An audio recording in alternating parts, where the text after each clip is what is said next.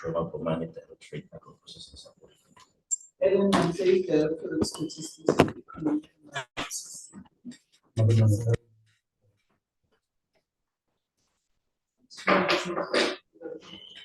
Good morning, honorable members. Recording in progress. Good morning, Chair. Morning. Good morning, Chair. I just want to take this opportunity to welcome Morning, Chair. all honor. Morning, Whip. We are about to start the meeting. Is already at 9:30 now. I just want to take this opportunity to welcome all members who have managed to attend this meeting today, where we have to consider or receive a briefing on the 2025-2026 quarter 3 and quarter 4 performance and expenditure report and progress on implementation of Audit Improvement Plan by the Agricultural Research Council and on the Onderstepoort biological products. So today we are just meeting to receive those two reports or presentations, and then we'll have our discussions, and then the chair is going to close the meeting. However, I just want to bring to the attention of the portfolio committee that we did write to the minister and the deputy minister in relation to their poor attendance to the portfolio committee.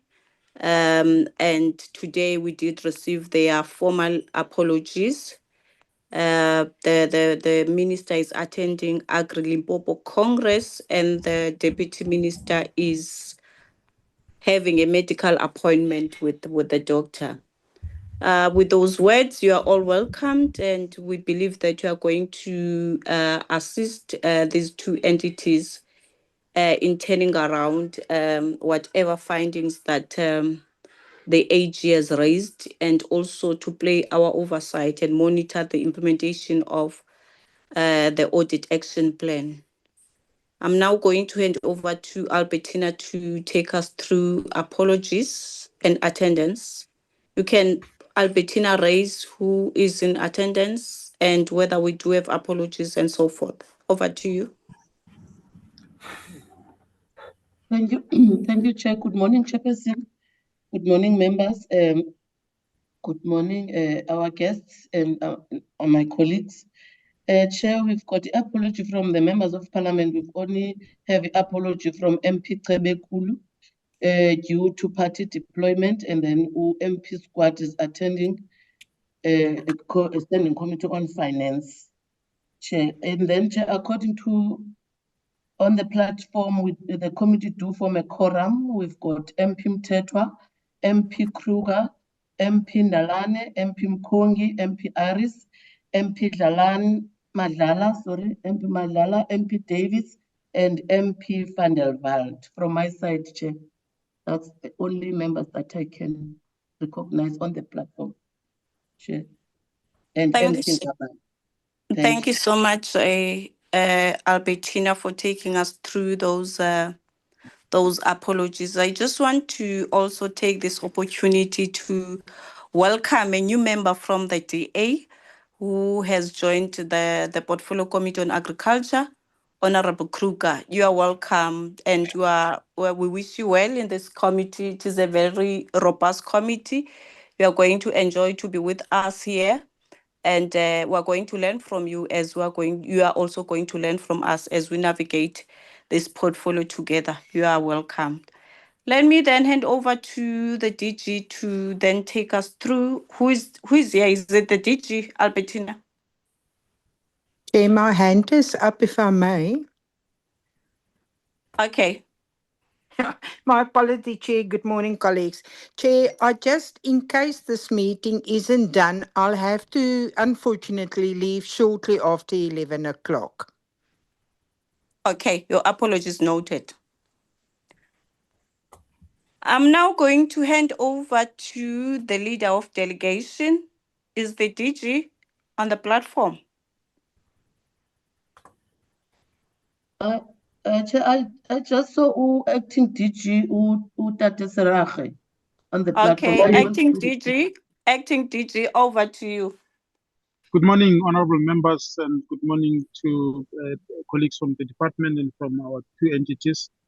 Thank you very much for the invitation. We have got the entities represented by their CEOs, and with your indulgence, that will allow them to not waste time and go straight into the presentation, starting with the Agricultural Research Council.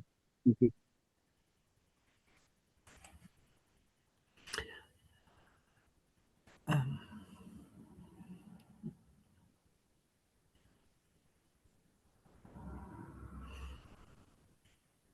Good morning, Chairperson. My name is Joanne Isaacs. I'm still the Chairperson of the ARC. Just to give you a note, we have received an extension till the end of September, whereafter a new council will be appointed. So just please, Chair, take note. And then if you allow me, I just want to do a quick overview or a brief. I think there's just 4 things that I want to highlight for the committee chairperson. The first is, when we prepared this, we weren't sure about the outcome of the audit. I can say that we have received the second unqualified audit. Our performance have been really exemplary at 93%, a year-on-year increase for the last 3 to 4 years. I think there is still, in terms of our targets, 4 that was not met, but the CEO will detail that. And then just to say to you that we have participated again in the top employer, and we have received a positive outcome, and our stakeholder engagement is continuing, and we will be sharing with the committee more on the FMD, or the foot and mouth disease. Chair, without further ado, I'll hand over to the CEO. Thank you.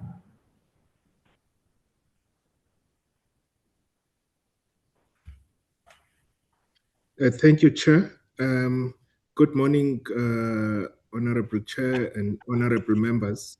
And good morning to the acting DG and colleagues.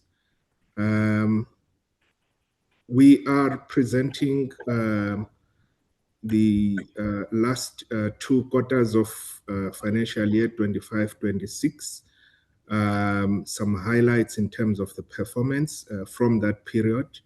As the Honorable Chair also indicated, we will touch on progress against the Audit Improvement Plan towards the end. I will, at that point, Honorable Chair and honorable members, invite the CFO, who is also on the line, to take us through that. If you can go to the next slide, please. Here, Honorable Chair and honorable members, we are just trying to share at a high level some of the information around the work of the ARC over the last 5-6 years, since 2020-21 financial year, at a very high level. It's a summary slide that members can go through at an opportunity, but we're just showing that close to 2,000 peer-reviewed publications have been generated through the research work of the ARC. 30 cultivars approximately released, and we are talking about another 179 or so technologies that have also been made available to the sector. And we have conducted capacity development initiatives, farmers and others that are involved in the sector, more than 15,600 during this period. And we have also produced more than 700,000 doses of blood vaccines, which have been very useful to the sector. Also, in terms of analytical and diagnostic services, more than 115,000. And we do all this work with a research complement of about 745 people. And that, of course, excludes this support staff. We have, over this period, also worked with more than 800 students, masters and PhD students in our professional development program, which is a very commendable capacity development initiative. And we have partnerships domestically and internally, which we're showing in the same slide. And when members have time, you can see what we are showing on the bottom left of that slide. Is the stronger the red color is, the higher the number of partnerships and the strength of partnerships we have. And that's why we have shifted focus in strengthening our work that we do within the continent, as that remains still relatively light red. In the next slide, here we then go straight into Q3 and sharing information as at the end of the quarter, while at the end of Q3 we had about 67% of the KPIs, of the quarterly KPIs that were achieved. Year-to-date achievement was sitting at you could say at the right level, because it was about 73% as at the end of Q3, with about 14 of the 21 indicators during that quarter having been achieved, but some of the work would have been completed in the previous 2 quarters. Next slide, please. In this slide, we just expanding just on the a few targets that at the end of the 3rd quarter were not achieved. The first one being the number of production methods or systems developed, and the reason there was because of the technical work that was being done on the Sweet Potato app, which was targeted for Q3, but unfortunately took longer than anticipated. And then the other one was, of course, the transfer of technologies, which often requires prolonged negotiations and contracts to protect the IP, and also ensure that the ARC gets the value that is required from those negotiations. Post-harvest loss reduction, those solutions were also slightly delayed at the time because of the funding timing mismatch that was slightly delayed. And at the end of Q3, postgraduate students were not at the number that was targeted for the year. And this largely depends also on the schedules of the universities and with work that we do with external supervisors. Sometimes things cannot go exactly as we would have planned internally at the ARC. Next slide, please. And next slide, please. And if we go to how the picture looked like at the end of Q4, here we can see that 25 of the 29 quarterly targets were met, putting the quarterly performance level at 86% at the end of Q4. However, if we if you flip to the next slide, we can see exactly the ones that the targets that were problematic or that were not achieved. The first one, which was still an issue at the end of Q4, was the postgraduate completion delays, which I have just explained.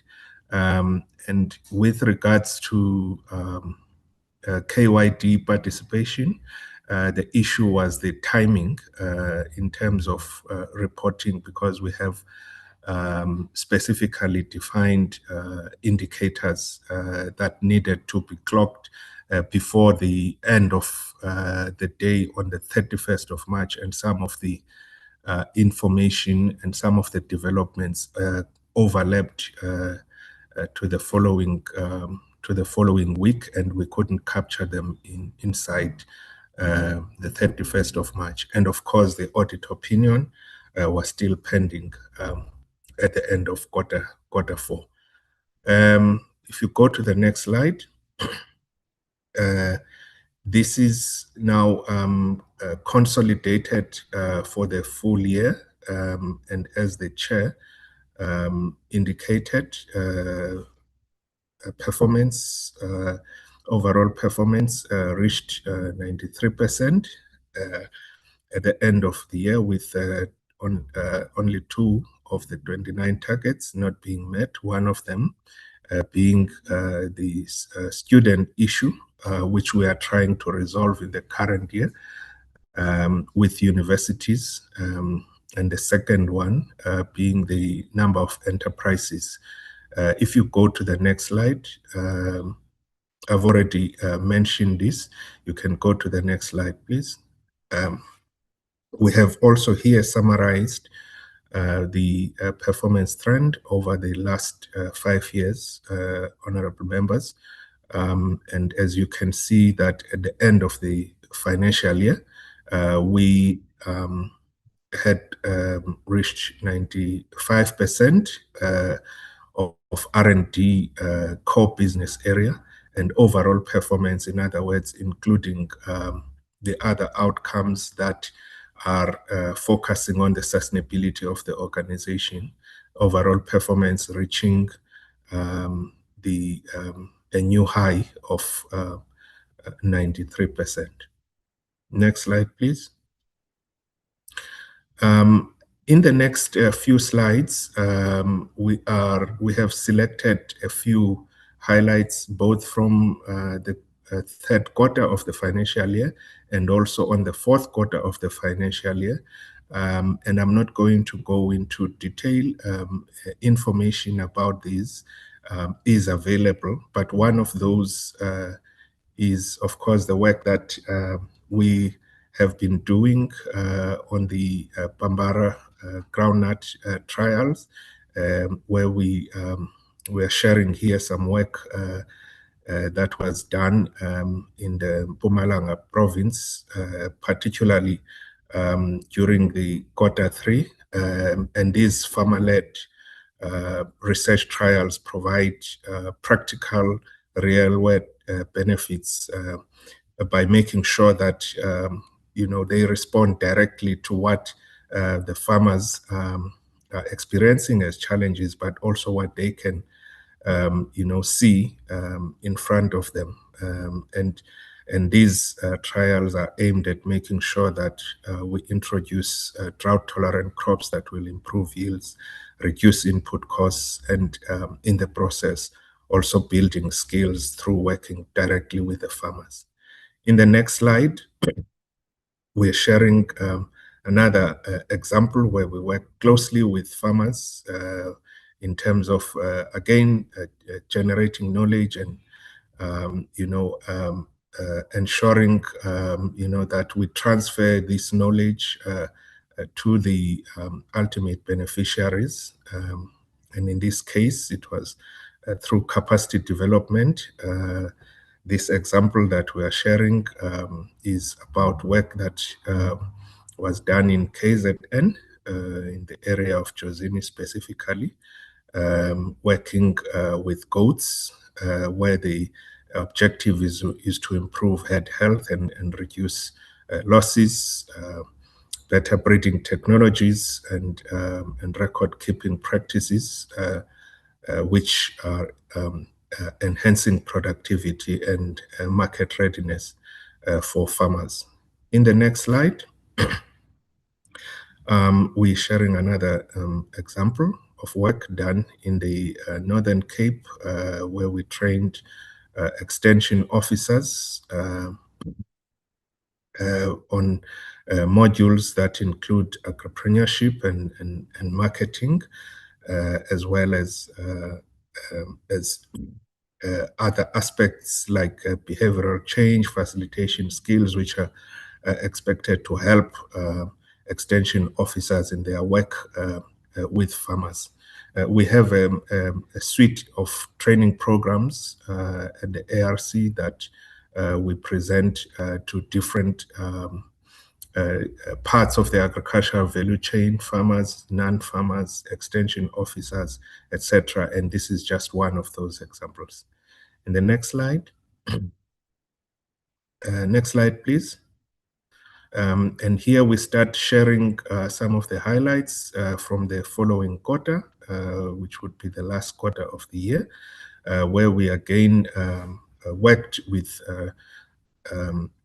farmers and industry stakeholders on the hemp value chain, progressing some of the ongoing research and dealing with some of the challenges that have been identified, including limited producer participation, fragmented production, and high transaction costs, and co-developing these solutions and understanding with the farmers themselves.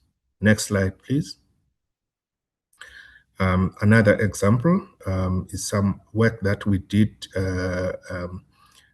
with the Mango Growers Association in evaluating new mango varieties in 3 provinces, Limpopo, Mpumalanga, and Western Cape, to identify cultivars that have superior yield potential, fruit quality, and climate adaptability. And we are very pleased to also report that this work is the results from this work is that high-performing varieties will indeed strengthen productivity, improve the quality of the fruit, and enhance the country's competitiveness, and particularly the mango industry. Next slide, please. This is another example, in the Western Cape, where we worked with small and medium enterprises to assist them to diversify the product offering, particularly focusing on the honeybush value chain. And this is also an ongoing piece of work which has yielded very good results from an innovation perspective, skills development, and helping farmers identify opportunities for value addition and sustainable rural economic development. And next slide, please.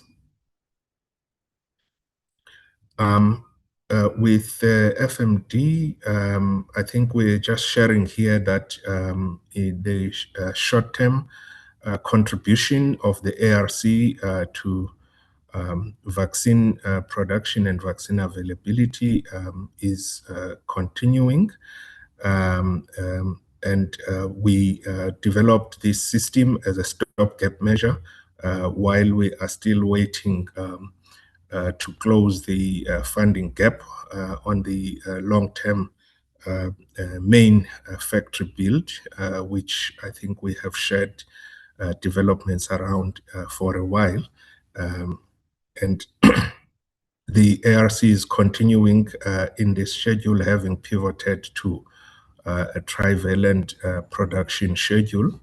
However, if you go to the next slide, we are showing that while we are producing in the short term, we have already started the process of now preparing for the installation of the 1,000 liter system, which is already on procurement, and we expect it before the end of the year, and the installation will take us to early in the new year. And we are in the process of now engaging with the service providers, which parts of the current system will need to be interrupted in order to accommodate the new system, the installation process of the new system, which is projected to give us a minimum of 200,000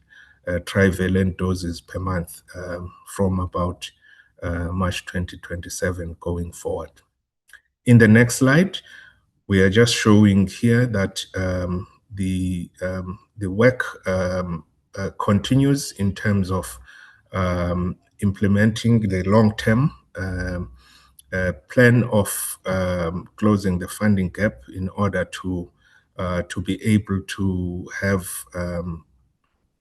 South Africa's a big factory with a capacity of up to 20 million doses annually. And we continue to engage not only National Treasury, but several stakeholders, but also looking at a number of other options, including PPP opportunities, where we could be able to work with various parties. And some of them are promising at this stage, but nothing has been confirmed yet.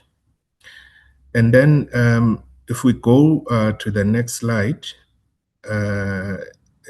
I'm going to now invite Honorable Chair and Honorable Members, the CFO, to take the committee through the financial performance covering the 2 quarters.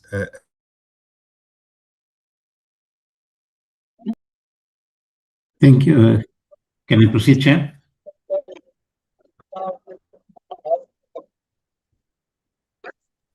Yes, you can proceed.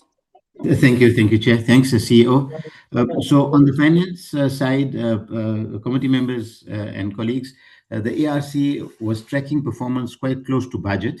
At the end of Q3, December, we had received the parliamentary grant, as promised from the department at 808 million. Our external income was quite a bit ahead of the budget, and that was on the back of the service level agreement with the department. And as a result, both the expenditure and the income were tracking quite ahead of where we had budgeted to be by the end of Q3, sorry. So we had 830 million rand on external revenue, and expenses, obviously primarily driven by personnel costs, because that is the biggest driver of our expenses, was personnel costs at 700 million rand. And that all resulted in us achieving a surplus for Q3 at 298 million rand, which is 90 million above the projected figure for the end of Q3. Now, on the next slide, we can just have a look at some of the narrative on the biggest revenue drivers and what made up the external revenue. So advisory services, apart from research services, were also a driver of revenue, and as was royalty income. By that stage, we had invoiced 800 million rand to the department for the year 25-26. And we're just putting that there to show the close working relationship we have with the department and how we're tracking our performance against the service level agreement. The next slide, we look at the balance sheet items. And that's just, I've already spoken about the cost drivers, but it's just giving a little bit more information as to what I said on the income statement. If we look at the balance sheet on the next slide, so in terms of the balance sheet, the only issue, which is still a bit of a persisting issue, has been the cash flows. We are working quite closely with the department to ensure we normalize that situation. But by the end of Q3, Our cash was about 250 million behind budget, but that was not a very big concern because our receivables from the department were ahead of budget, and as a result, solvency was not under threat at all. Only we had a temporary liquidity issue at the end of Q3. The next slide looks at the cash flow statement, and it would see that the biggest cost drivers obviously are being payment of suppliers at 800 million rand and employee costs running at 700 million rand. And as a result, we were a bit short on our cash versus the budget. The next slide looks at Q4. So Q4, we followed a very similar pattern, colleagues. Again, we received the full parliamentary grant, but on the external income, once again, we exceeded budget to the tune of 175 million. The numbers you are seeing on this slide are the unaudited numbers. The final audited results did not vary significantly after all the audit adjustments. We ended up with a surplus of about 348 million instead of the 344 million. So even after putting through all the adjustments, it was quite a close number to what we had actually projected at the end of Q3. We ended up with a surplus of 344 million for the year that's just passed. On the external income, we were just slightly behind on one or two of the big ones.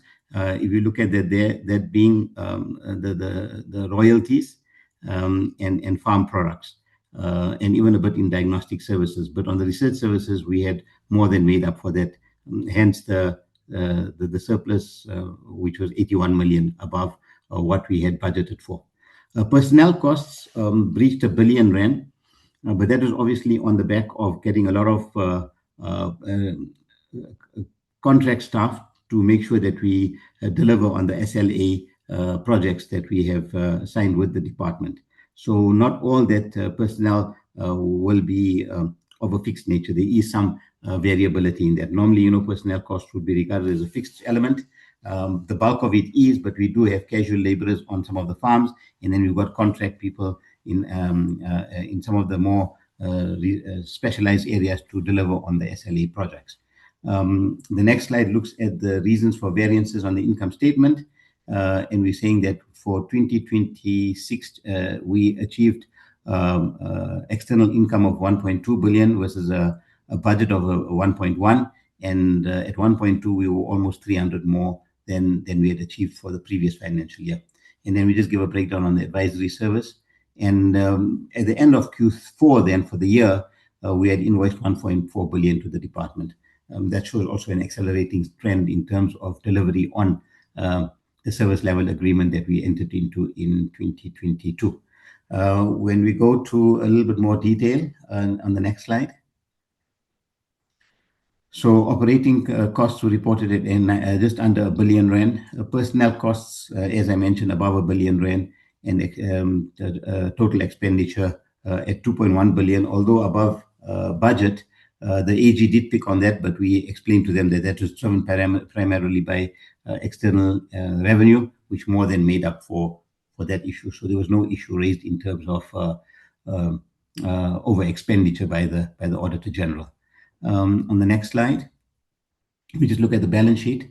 So by the end of Q4, our cash position was worsening, but the receivables more than made up for it. So still, once again, I mean, our net assets were just under 4 billion, which shows the solvency of the council. But given the slow flow of funds from the department, did mean our liquidity was a bit under stress, and it's still so. We are working tirelessly with the DDG and officials to normalize that situation as soon as possible, colleagues. The next slide looks at the cash flow statement, and just a breakdown of where we were, and basically we are about 450 million behind where we had expected to be, given the few issues around the payment from the department. And then the next slide looks at the Audit Improvement Plan. So this was obviously a status we had prepared for the committee. At the time, we were just saying what was to be expected and what we had done, especially in terms of our assets and the matters of emphasis that were raised by the AG. well, I mean, where we're sitting right now, we have achieved a second unqualified audit report. And in terms of the assets, there were no repeat findings. The relationship with the AGSA, I think, has been improving quite significantly. And in terms of matters of emphasis as well, we have come down from 3 to 2. Basically, there were some on disclosures in the annual financial statements and one on asset management, and that being utilization of previous year's surpluses as a result of our liquidity. The last slide just looks at where internal audit was tracking our audit findings. If you can go one slide down to the last one. So at that stage, we were tracking quite closely on the number of action items from internal audit. 15 of those had been closed, 3 were still ongoing, and as stated that the final outcome from the AG was very positive. The only issue now is for us to move towards, if we can, a clean audit, and that will be what we will be starting to focus on immediately after we complete the budget for the next cycle, to start looking at the audit improvement plan to ensure we address those items that were raised from the Auditor General in terms of significant matters, but not qualification matters. Thank you, Chair. CEO, I'll hand back to you. Thank you, CFO. We can hand back to the chair of the ARC. Thank you. Thank you very much, colleagues. That is our presentation for Q3 and Q4, and also a little bit of the progress beyond those 2 quarters. So, Chair, thank you very much for allowing us to do this presentation. And we look forward to the questions that the members of the committee will ask us. Thank you.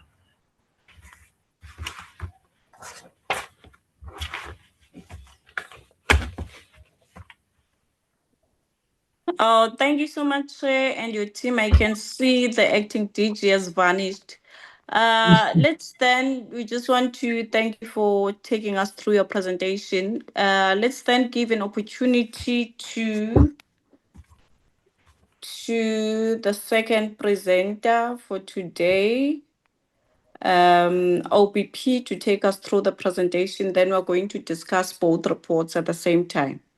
Over to acting DG. Honorable Chair, the acting DG is here, never went anywhere.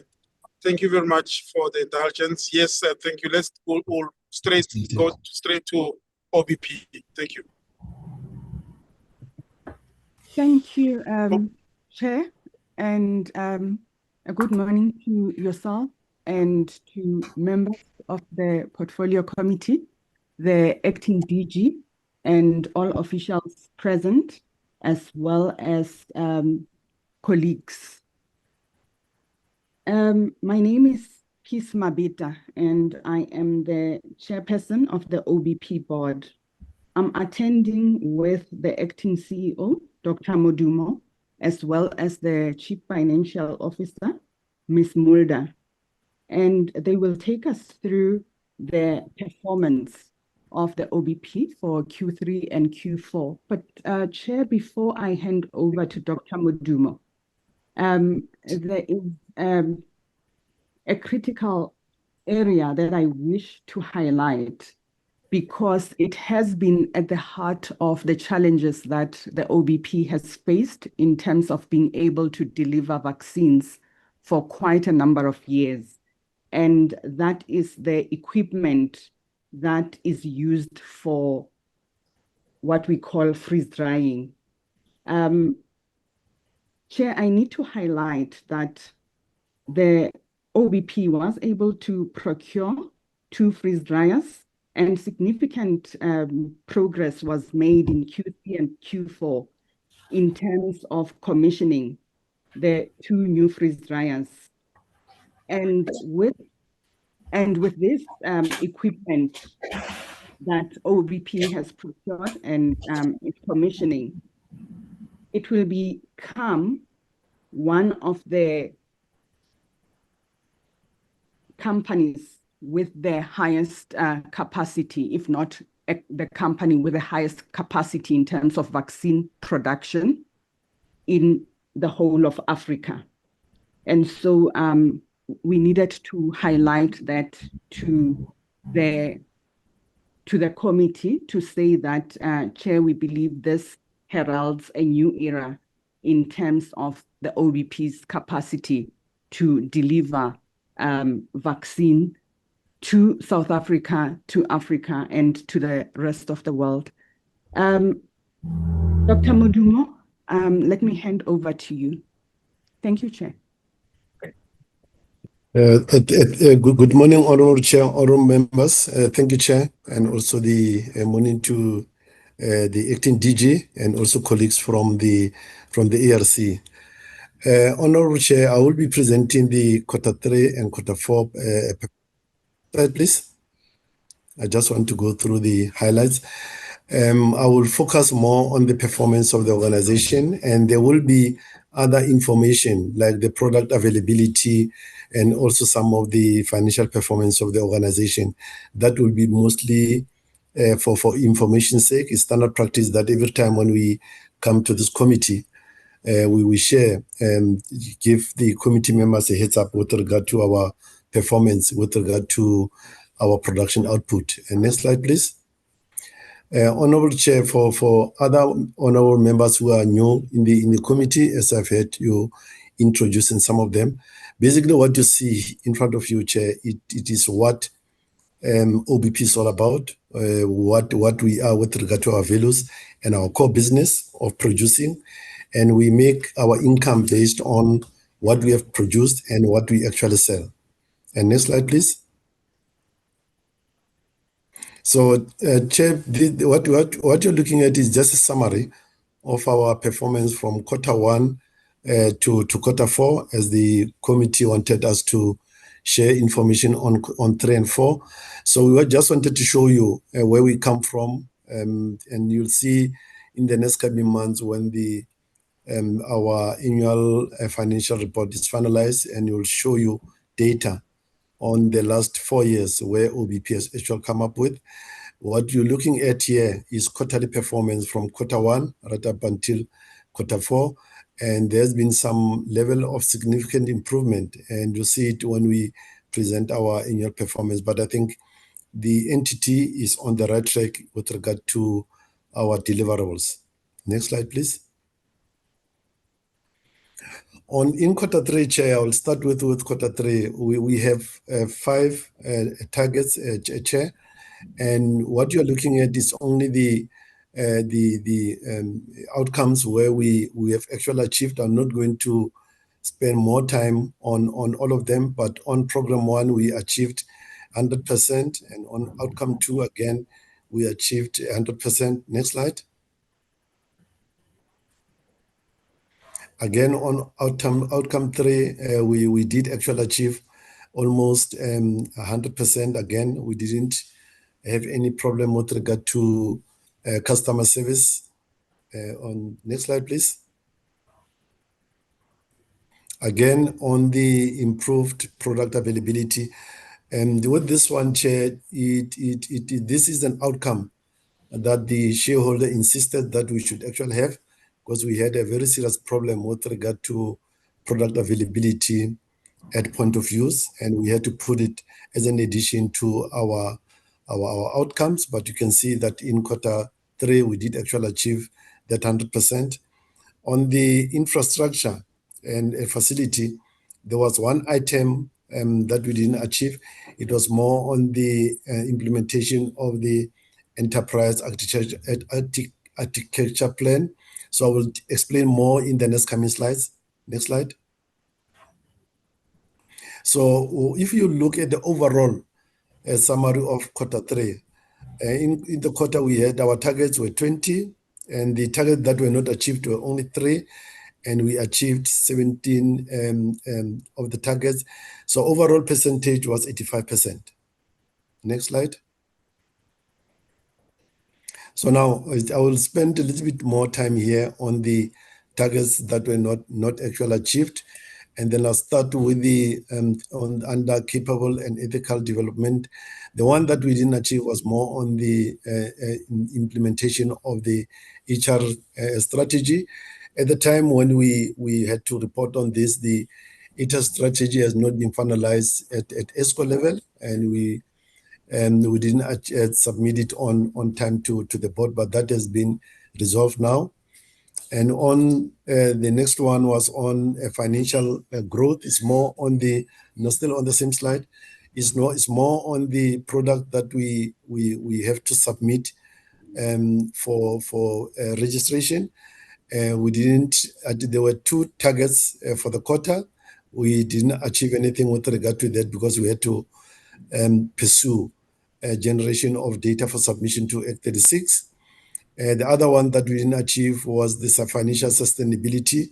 In quarter 3, we didn't achieve that because there was some consultative process that we wanted to conduct at ESCO before we can submit the document for approval to the board. That was almost done. And on the customer implementation plan with the customer strategy, we also didn't actually achieve that. There was a target where we appoint sales agents outside of the country, and that progress was a little bit delayed with regard to that, to make sure that we adhere to other countries' employment regulations. So that again, it will be achieved in this current financial year. On the customer satisfaction, Chair, though we were above the 80%, if you compare OBP from where we actually come from, in the last 4 years when we started, we were at around 45%, and there was a gradual increase in the past 4 years that at least if ever you are providing a service, especially in the pharmaceutical industry, you need to be above the 80%. So in the previous financial year, we were around 85%, and the 10% of that were supposed to be above 90%. On average, I think we are still within the range of what the industry is expecting from OBP. With regard to the adherence to production plan, we had some challenges with some of our raw material that we had to procure due to some disturbances, especially on some of the raw material that we had to import from overseas. That had an impact with our target, especially on achieving the 90% adherence to our production plan.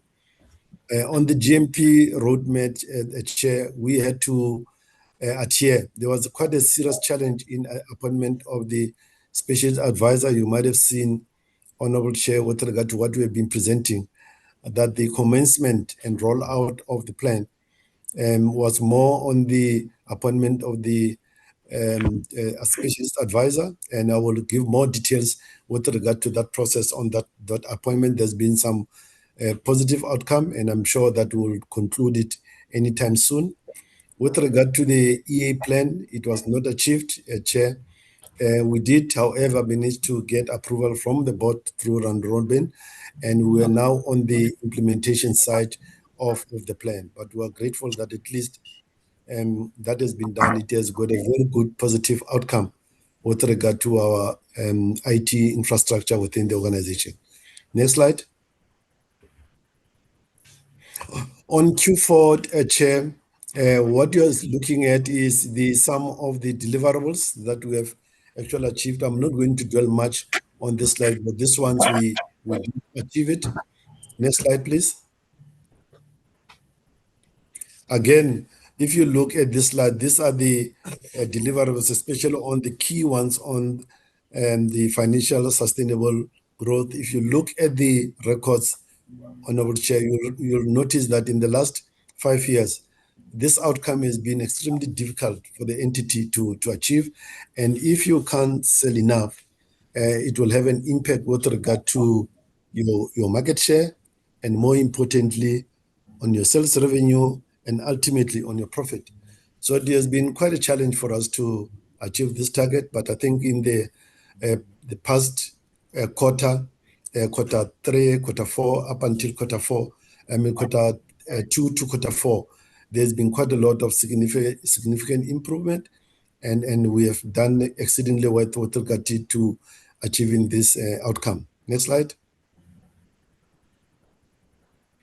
Again, on this one, Chair, we achieved almost everything. I'm not going to dwell much with regard to this is more on the customer side, what we service our clients. And these deliverables is quite important because we are providing a service on public good, as you see from our mandate, and again, to be financially sustainable. And on the financial sustainability side, just to make sure that the product is available at point of purchase, and more importantly, at point of use. Next slide.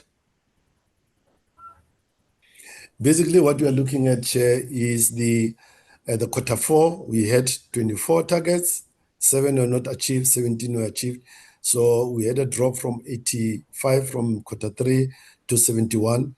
But we are grateful that at least we managed to be above the target for the year. Toyin, please mute your gadget. You are disturbing us. Thank you, Chair. So we were still above the 70% with regard to our performance. Next slide, please. I will just hand over to our Chief Financial Officer, who will take us through to the finances. And the next slide, after that, it will be more for information sharing, Chair. Over to the CFO. Good morning, Chair. Good morning, committee members, acting DG and colleagues. On this slide is basically our income statement. So the key performance here, we're comparing the previous year, 24, to the quarter 4 that we just reporting on, and then also to compare it to our budget for the year. You would see there, if you look at the first line on gross revenue, there was a significant improvement from the previous financial year. And also it is above the budget that was set for the year. Cost of sales is obviously a function of the revenue. So even though it's increased, it is because of the increase in revenue. EBITDA also significant improvement from the previous year, where we still had a loss at EBITDA level, and then an improvement even on the budget of more than 42 million rand. Our operating profit for the year is 59, and you can see in the previous year we still had a loss of 50. And then the net profit after tax, we had a positive of 54 versus the loss in the previous year. Next slide, please. This is the same information, just more detail with the quarter and the year to date. So I'm not going to spend more time on this. Then the next slide. This is the balance sheet. You can see there's not much movement in the non-current assets and the non-current liabilities. The current assets and the current liabilities have reduced. That is where we've used our cash flow to pay our liabilities, our current liabilities, to make our balance sheet look better, and then obviously to put us in a better financial position. I'm going to hand back to the CEO now. The next 3 slides are then for information purposes. CEO.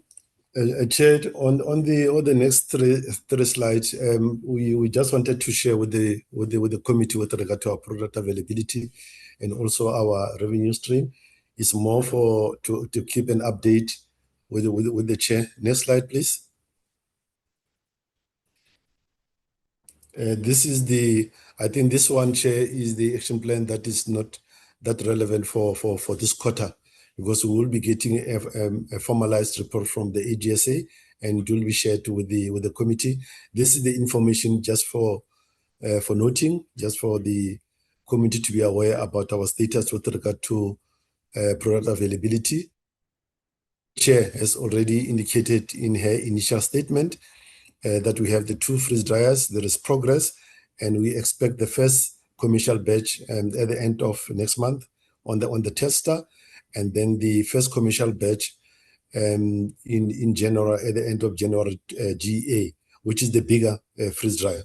I will just hand over to the chair for final comments, Chair. Thank you very much.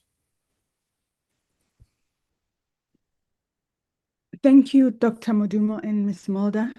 Chair, thank you for giving us the opportunity to present the performance of the OBP for Q3 and Q4.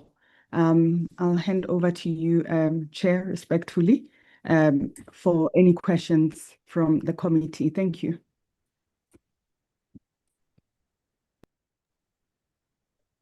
Thank you so much. Thank you so much for those two presentations that we have received. And now we are going to note hands from honorable members. Member Aris, please, Chair. Who would want to engage with the presentations. There is Member Aris, there is Member Zwelakil Tetwa, there is Member Trolip, there is Member Ndalane. In that sequence, we're starting with Member Aris. Yeah, thank you very much, Chairperson. Good morning to everybody. I just have a few questions, Honorable Chair. I don't have a lot. I want to start with the ARC. ARC reported 93% annual performance, but 2 of the 29 indicators were not achieved. They must say to us which 2 targets were missed and why were they missed, and who is accountable for those failures. And then on the KPIs, they initially say that it is 67% of the KPIs was achieved, while later they report, if you look at later, they say 93 annual performance. These are very different figures, and they must explain to us clearly why these 2 performance figures differ, and which one should we rely on. And then, Chair, on the vaccine production, the ARC say it has developed a new FMD vaccine production process and has already produced vaccines used during the Mpumalanga outbreak, and the ARC has demonstrated that the vaccine is safe, effective and registered as a stock remedy. So why are we still dependent on interim and limited scale productions? And then on the invoiced, the 1.4 billion invoice to the department, the ARC said it has invoiced over 1.4 billion to the Department of Agriculture, but what exactly was delivered against this 1.4 billion? And we want to know how much of that amount has actually been paid by the department. And then also on the contract appointments, they say that the personnel increase was driven by contract posts to deliver the SLA project. How many contract employees were appointed, and what projects, and what is the total cost of these contracts? And then, Chair, on the financial sustainability, the ARC externally income has increased significantly, but expenditure is also above the budget, and the ARC genuinely become financially sustainable, or are we simply increasing both revenue and expenditure at the same time? And then the ARC's report 18 audit improvement actions, of which 15 has been implemented and 3 remain outstanding. And we want to know, why are these 3 actions still outstanding, and how long has these issues been unresolved? And then on the supply chain management, The supply chain management has 10 audit improvement actions, of which 8 has been implemented and 2 remain outstanding. And given that procurement is one of the areas most vulnerable to irregularities, why are the supply chain management weaknesses still not completely resolved? And then my last question to the ARC is, the ARC said assets tagging and 100% re-verification were completed in January 2026. And what was the value of assets that were re-verified, and were any missing, damage, duplicated, or incorrectly recorded assets identified? And then, Chairperson, I'm going to be short on this one, on the Onderstepoort presentation. OBP's overall performance declined 85% on Q3 to 71 in Q4. We want to know what specifically caused this the decline, and who is accountable for the 7 targets that were not achieved in Q4. And then also, Chair, on the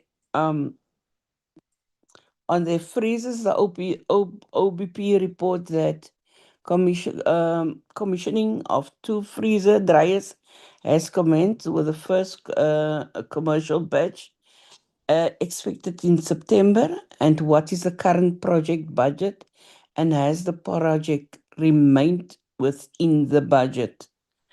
And then on the HR, Chair, the HR strategy was not implemented in Q3 or 4. Why was OBP failed to implement its HR strategy for 2 consecutive quarters? And why should we as a committee accept another commitment to table it in Q1 of 26-27 financial year? And then also, what specific HR interventions have they been delayed because of the failure of the implementation strategy?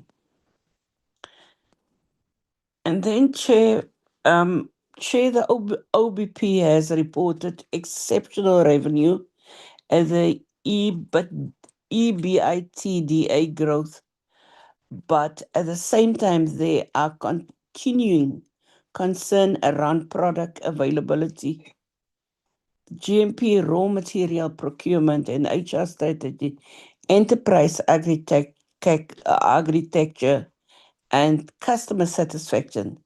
Is management confident that the financial turnaround reflects a genuine institutional turnaround? And what 3 measurable commitments can OBP make to this committee that will allow us to determine by the end of 26-27 whether the turnaround is actually sustainable? Thank you, Chair. Thank you so much for the question. We're moving to Honorable Mthethwa. Greetings, Chair, and greetings to our honorable members, and greetings to our officials and the acting DG or DDG and our absent ministers in their respective duties that they're doing. My questions will be relative and actually relevant for both institutions because they are research oriented and their core function is also similar. But the difference is just the names that they are called after, but I think they're in the same space, the scientific space. So my questions relate to the following. So both institutions can pick on this as they deem fit, that question is relevant to them. If I were to start with the Agricultural Research Council, it has been long been in the field of science and research in this field of agriculture. So when it comes into commercialization of the intellectual properties on the products that they research, for them to be mainstreamed into the business as enterprises. That is where I'm interested, because we can't be producing research-based products only to remain in the shelves at the research institute, but they need to be mainstreamed. There's a likelihood that you only research, and after researching, then you lose your IP, or there are people who are scouting for your IP in order just to add value and then produce goods and services in foreign countries and create employment there and enterprises.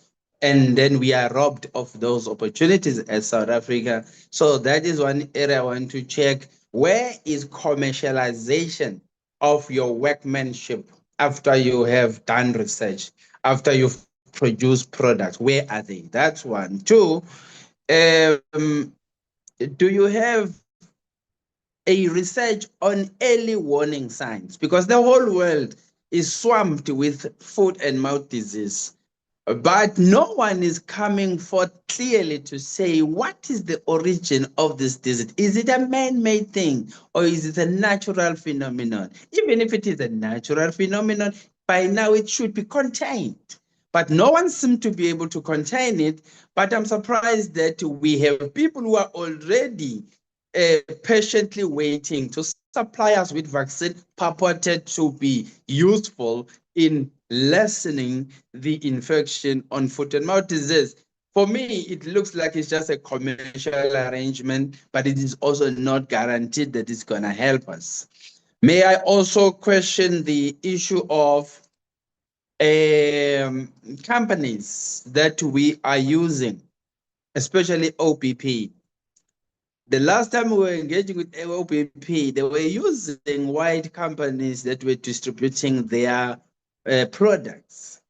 And at some point, some of these companies would get the stock, but not pay for it, get an advance to say, give us stock, we will sell, and then we'll bring back. And then they render insolvency that, hey, we didn't come right in business. Then OPP is left with an egg on the face where they produce, they distributed, but nothing is coming back. The same question applies to OPP. Where is your commercialization? Because you are sabotaged by these white companies that you are using as your distribution.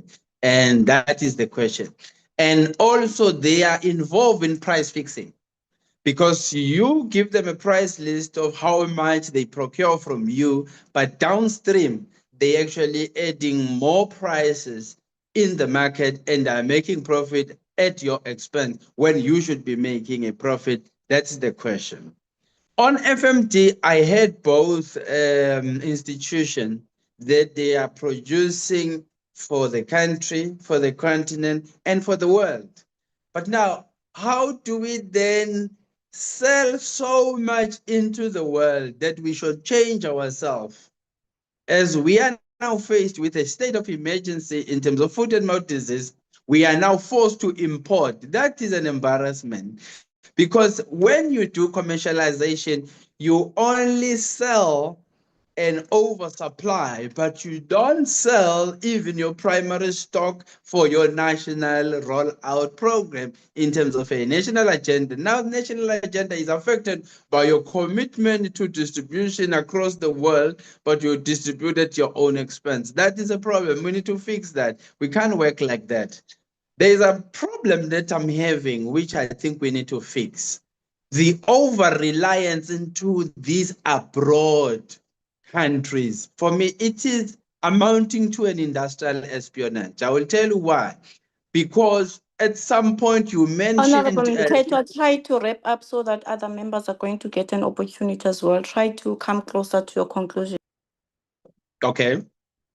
I need to question this over-reliance on overseas countries, where in some of the things you are getting from abroad, and yet there is a proven record of countries from abroad advising one another that they must not allow Africa to industrialize because the whole world is dependent on Africa. Yet at the same time, Africa is reliant on the same countries which end up sabotaging them. Those are things that we need to fix. Let me then run along and say, how does the issue of Sakelika cases affecting your production of vaccine? Because you have individual white companies that are also asking to import vaccine into the country, and they are practicing hoarding of stock, which will eventually remove the exclusivity from the state. Now it is shared with individual companies. That is what we need to also guard against. And the idea that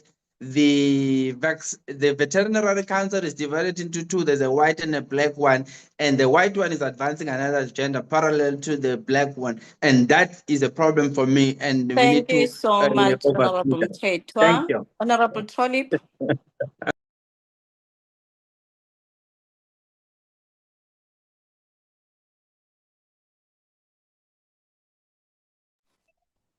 Yeah, thank you, Honorable, Chairperson. yes.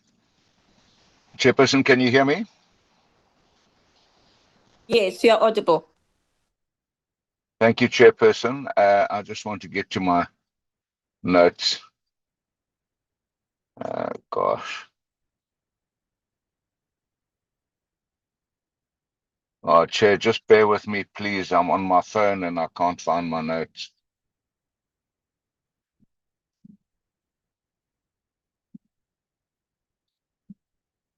Here we go. Thank you very much, Chair. So first, my questions will go to the ARC. With reference to the good manufacturing practice facility that has now been designed, and we're told that the build will take 20 to 30 months, and that we still haven't appointed an advisor, we hear from OBP. So I gather that OBP and the ARC are involved in the design and ultimate build of this facility. And there's been no real progress. I don't think that that's a satisfactory report to us, to say that there's no advisor, we haven't really got a public-private partnership, and we're not getting the funding from Treasury. I don't believe that that's a satisfactory update. So could you please get something more concrete in that regard? Then on slide 30 in the ARC presentation, there was reference to 1.2 million external income, but the presenter mentioned billion. Can we please get clarity on that? And then they said that they were 450 million behind on cash or cash equivalents due to poor payment by the department. I think it was slide 33. Can we please get some information on why they are affected by poor payment from the department? Then to the OBP board, it's pleasing to hear that these 2 freeze dryers have been procured and that they're being commissioned, and that they will result in us being able to provide a record number of vaccines for Africa, and it's been defined as a new era. Please, we must not forget that we all along have been the biggest manufacturing of vaccines in the African continent. We lost that status because of what happened to the vaccine manufacturing facility that was allowed to fall into disrepair and lost certification. So it's not new, it's not a new era. We're simply regaining lost ground. Then with regards to performance achievement in slide 4, there's a performance improvement from the first quarter of 47% to 71%. 71% is not stellar. Can we please get a proper explanation about the improvement in performance that they are claiming there, and how that has been achieved, and why we are still only performing at 71%? I know it's better than 47, but 71% is not an acceptable level of performance from an organization like OBP.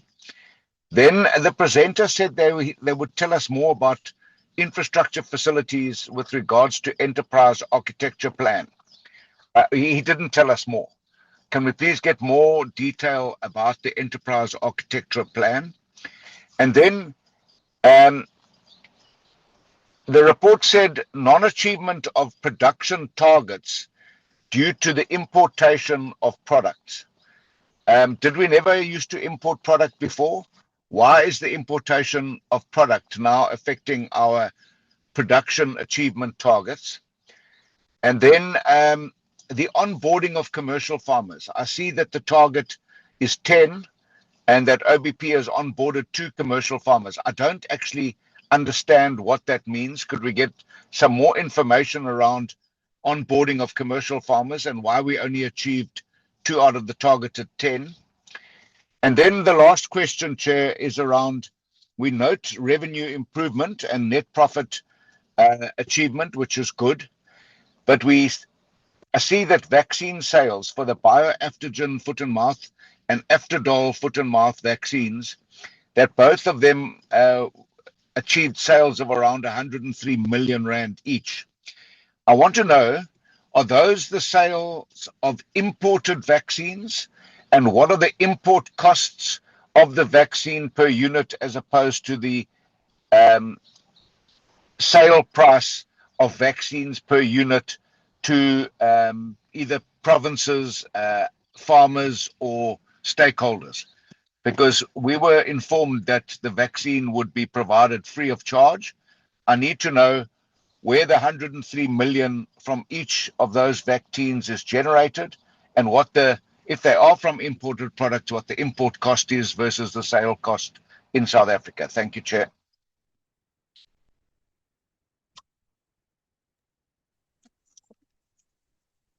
Thank you so much, Honorable Twalib.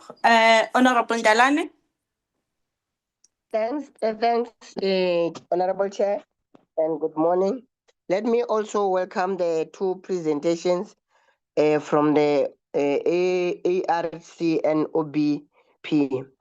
And my question is that from the ARC, what were the main targets not achieved and what are the remedial actions?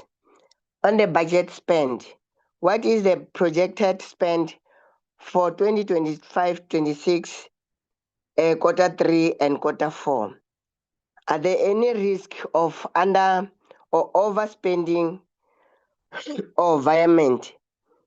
On the board oversight, how often did the board review the Audit Improvement Action Plan with internal audit in quarter 3 and quarter 4? On the OBP Audit Improvement Plan, what is the status as of quarter 4, 2025-26?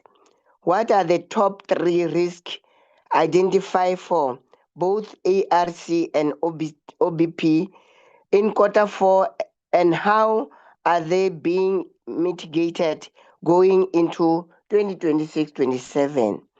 The impact, how has the performance of ARC and OBP in quarter 3 and quarter 4 directly contributed to the department goals on the biosecurity, food security, and farmer support? Thank you, Chair.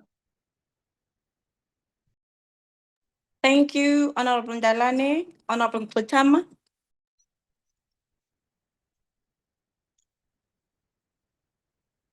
Thanks, Chair. No, Chair, I, have same questions for both institutions. I'm more concerned about small-scale black farmer support. We know in this country we have over 2 million small-scale farmers, and the target set and the provision of services is way smaller than that number. So if we're looking at impact, one can draw a critical conclusion that the services provided are by and large irrelevant to supporting these small-scale farmers. I'm just checking what are the kinds of thinking that is being contemplated to try to address this huge need and the level of service provided right now, which are minuscule. It's almost like these are pilot sites instead of actually impacting on the needs of the small scale farmers. Thank you, Chair. Thank you, Honorable Davis. Good morning, Chair, and good morning, everyone on the platform. Chair, a lot of the questions I wanted to ask were asked, but I only have two left. You report ARC and OBP reported on targets that was not achieved in the Q3 and Q4. What was the main reason for those targets that was not achieved, and what is your remedial action that you're going to use to achieve those targets? And also on your vacancies, I want to know how many posts did you fill and how many posts still need to be filled, because in your Q3 and your Q4 you reported on vacancies. And of the posts that you did fill, what was the impact on service delivery? And then on your asset, the register ARC, you mentioned 100% asset verification using the net saga. What was the completion for Q4, and was there any discrepancies found? And then the last question to OBP, your Q4 OBP, you said in your Q4 there was an internal audit query. Can you tell us why the query was there? Thank you. Bye. Thank you, Chair.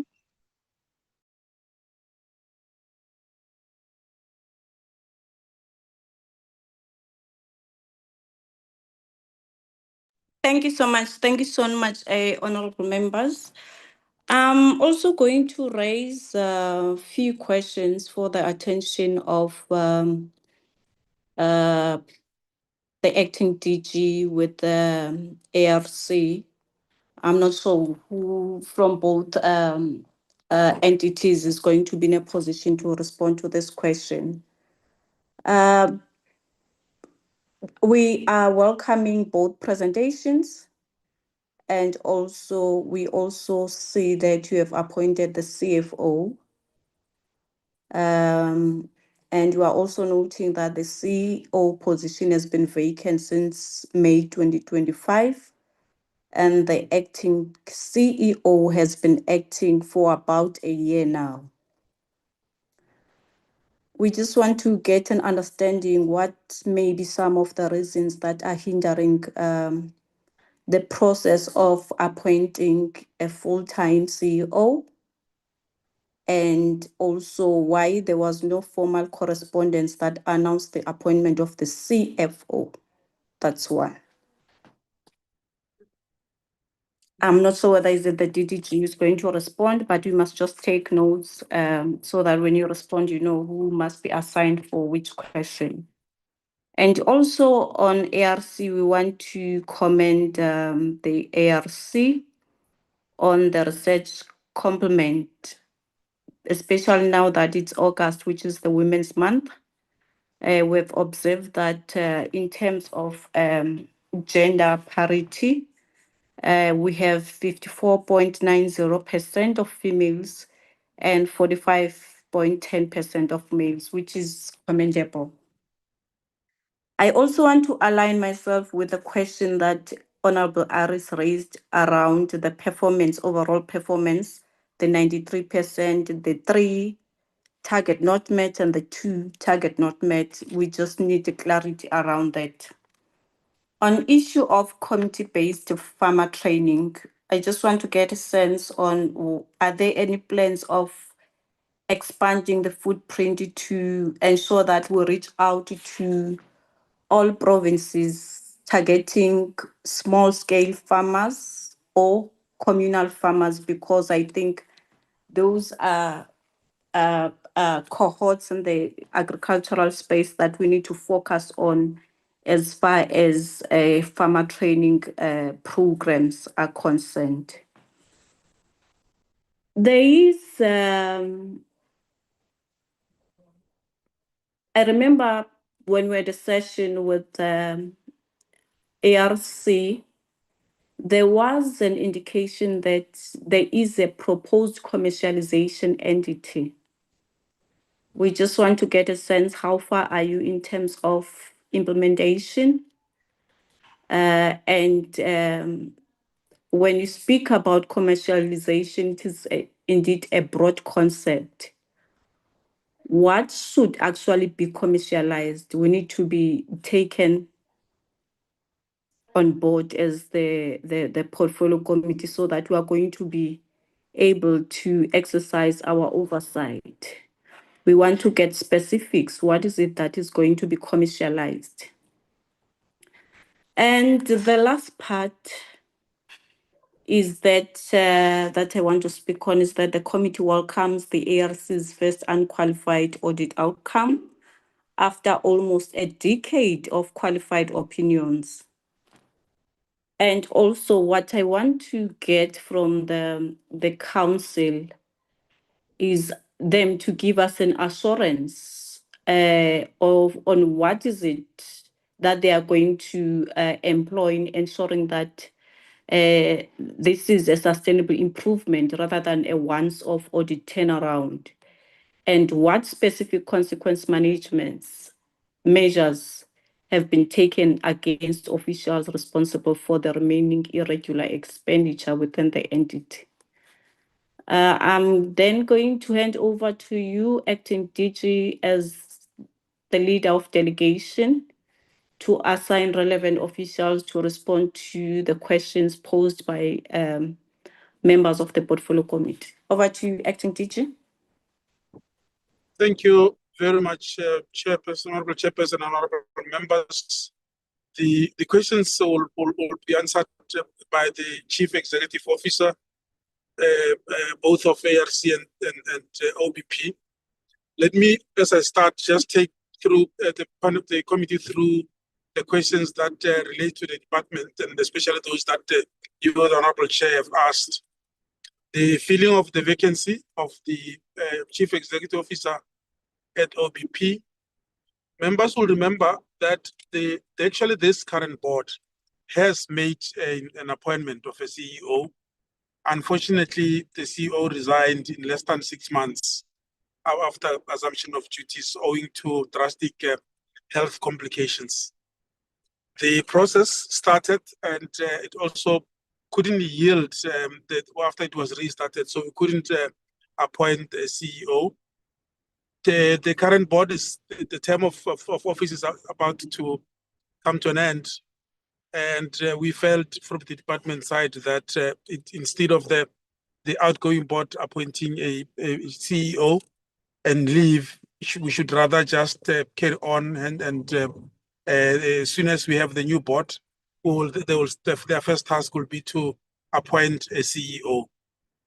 About the Chief Financial Officer, it might have skipped us, and sincere apologies, Honorable Chairperson, Honorable members, that we did not announce the appointment of the Chief Financial Officer at OBP. And you're correct, Honorable Chair, indeed we reported the vacancy of CFO, and it kept on coming to forming part of our reports. And we really sincerely apologize with that omission and oversight. But she has started, and she's part of this meeting. And the other questions from honorable members that relates to the department, the other one is with regard to the Sakelicha case from Honorable Mtetwa. It's strange actually that there's no uptake after the out-of-court settlement that we have reached with Sakelicha.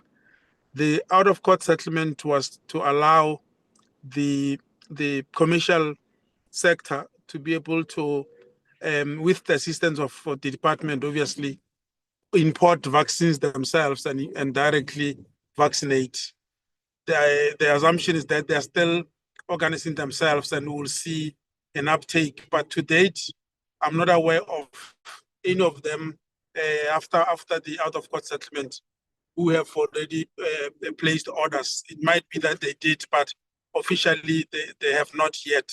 So that's the part I'm saying. It's a bit strange because we were under the impression that they were eager, and we actually went ahead and assisted the suppliers. Chairperson, sorry, just on a point of order, The acting DG is referring to an out-of-court settlement. I believe that there was a court judgment, not an out-of-court settlement. Thank you, Acting Honorable DG, Chair. do you get the context now? I got the context, Honorable Chair. Okay. And Honorable Okay, you Trollip may is proceed correct. then. There was, Okay. Honorable Trollip is correct. There was a preliminary judgment, which if it was not either defended or settled through out of court, it would have been a judgment, honorable members. So indeed, yes, there was a judgment, and that was preliminary, pending us defending it, or in short, we worked around that because of the preliminary judgment. Through the out of court settlement, we were able to find one another with the litigants. Hence, the out of the preliminary judgment no longer holds, but the out of court settlement holds, honorable members. So honorable Trollip is correct with the context.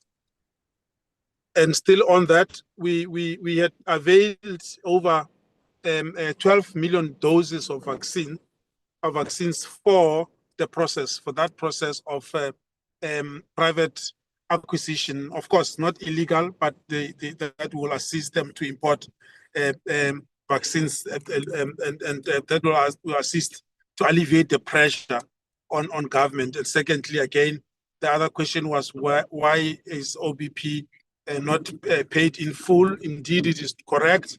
We are still in negotiations with the National Treasury and the provincial treasuries to try and free some funding in order to be able to settle the invoices of OBP. It is correct that we have not been able to settle all. We've made some some payments, but we've not been able to secure funding.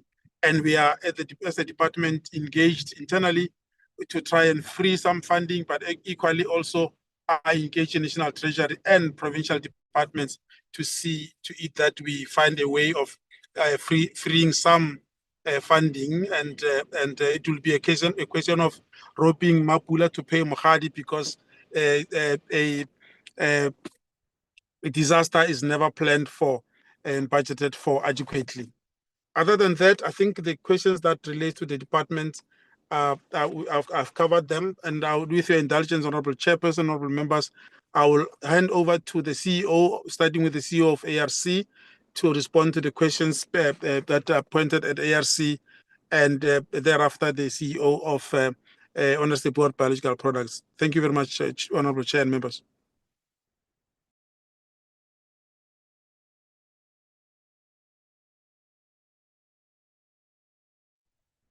Thank you, Acting DG. I don't know if the chair of the ARC has anything before I go. CEO, I would like to respond to the question that the chair of the committee alluded to. And that is just to say it's not our first unqualified audit, it's our second. And she wanted to have assurance in terms of what we will do. Can I just put it in perspective? I think there is a handover process that's going to happen with a new council. So what we have done is the building blocks to continue having a unqualified audit. And so the assurance is that if you note the areas that used to be repeats are no more.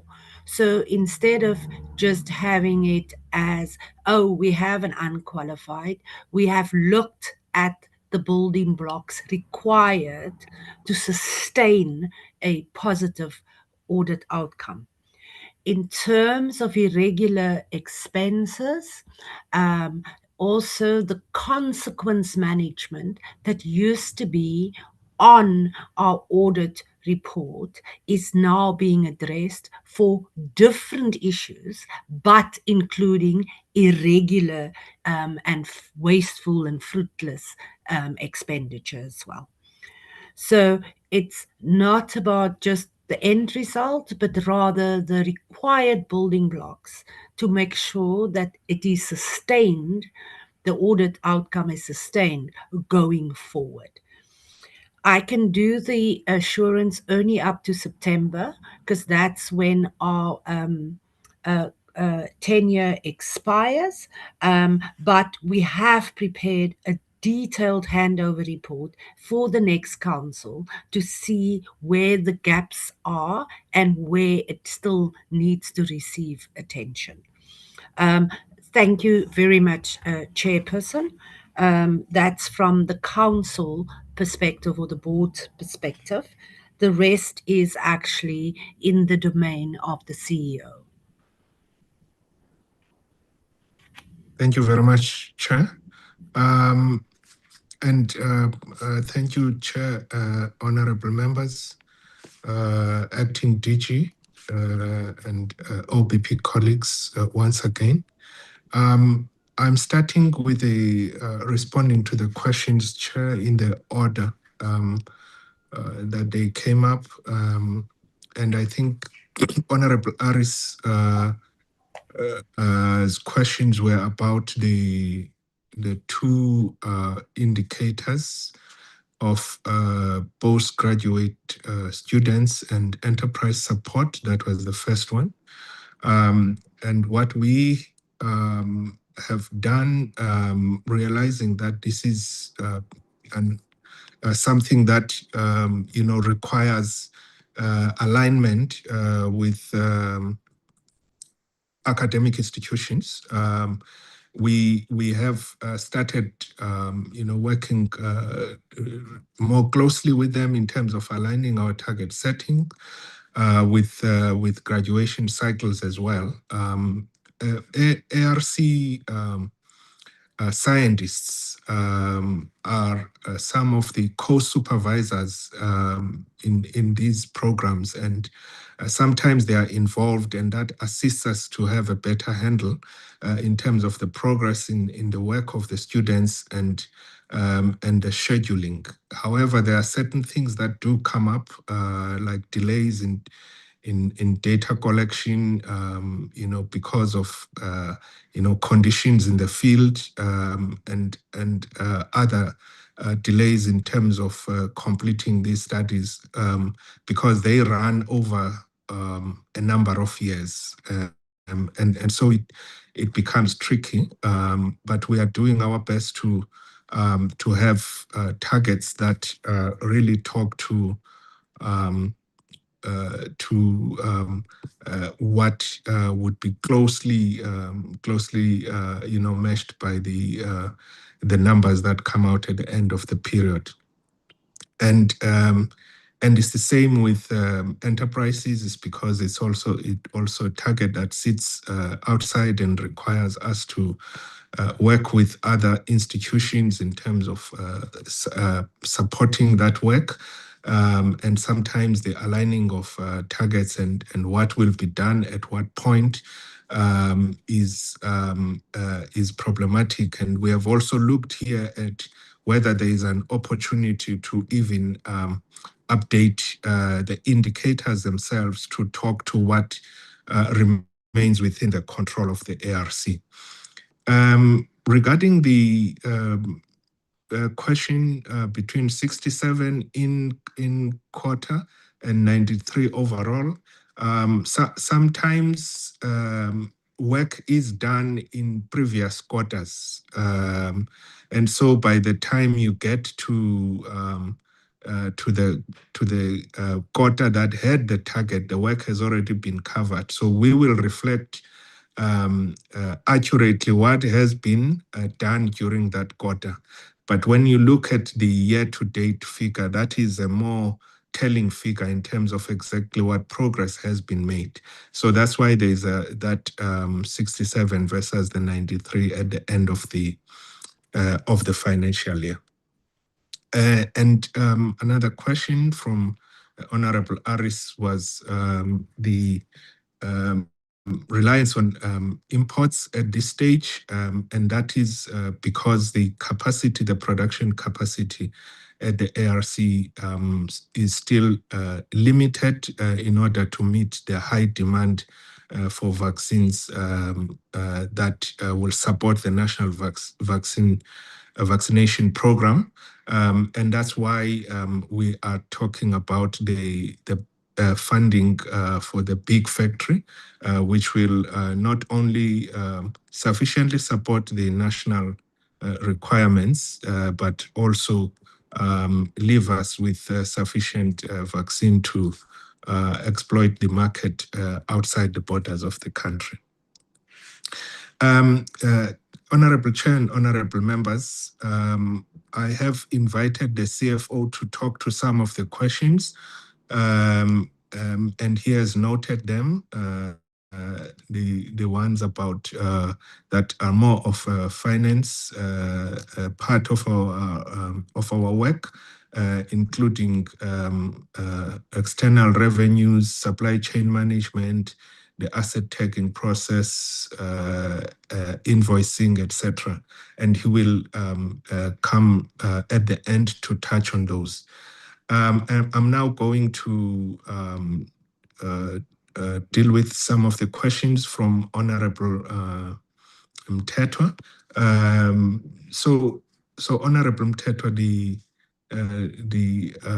OBP and the ARC are different institutions. The only the mandate is also different. The OBP is within the same precinct as one of the campuses of the ARC called Onderstepoort Veterinary Research, and that's where, and the other entity within that precinct, of course, is the University of Pretoria. And that trio of institutions work closely together in a number of areas. And we do understand that sometimes the distinction between these two institutions cannot be very clear. And so we try to explain at every opportunity. When it comes to technology uptake, you will have seen on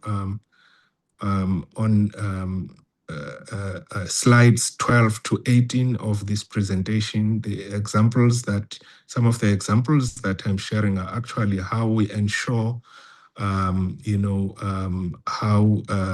communities become part of the beneficiaries of the technology that is developed at the ARC. Indeed, that is the goal. This technology is meaningless if it doesn't get taken up by the farmers. And that's why we prioritize these initiatives that we are sharing here, including farmers' days, training sessions, and others, to make sure that we work closely with the communities. I think for me, another important point to make is that with the SLA that we have with the department, part of the benefit of that SLA with the department is actually ensuring that some of the work actually responds directly to what has been prioritized by the department. And so you have, the ARC then, responding to those priorities that have been set for the country. And that is one of the benefits of this alignment. And part of those priorities, of course, include the development of smallholder farmers. And I think Honorable Mwetama asked a similar question, and you, Chair, also talked about community-based farmer training and how we are expanding. that, and I would just like to indicate that, Chairperson, what we are sharing is just a small extract of what we do. Our work has a footprint across the country in all the provinces, and at different times we share some highlights of work that we would just like to share from that quarter.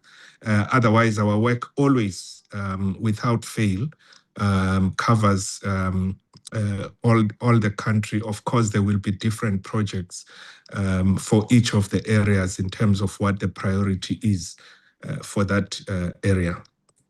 And then Honorable Mthethwa also asked about the commercialization strategy, including exactly what is it that is being commercialized.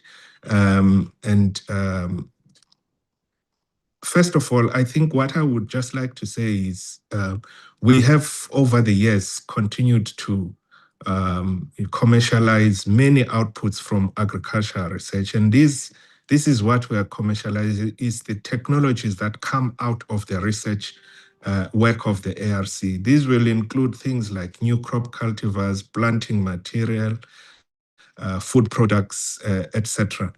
So how we do it is that we have a licensing approach to our intellectual property, and we have targets for transfer of technologies, and we talked about them. You will see them also in reporting on our quarterly progress.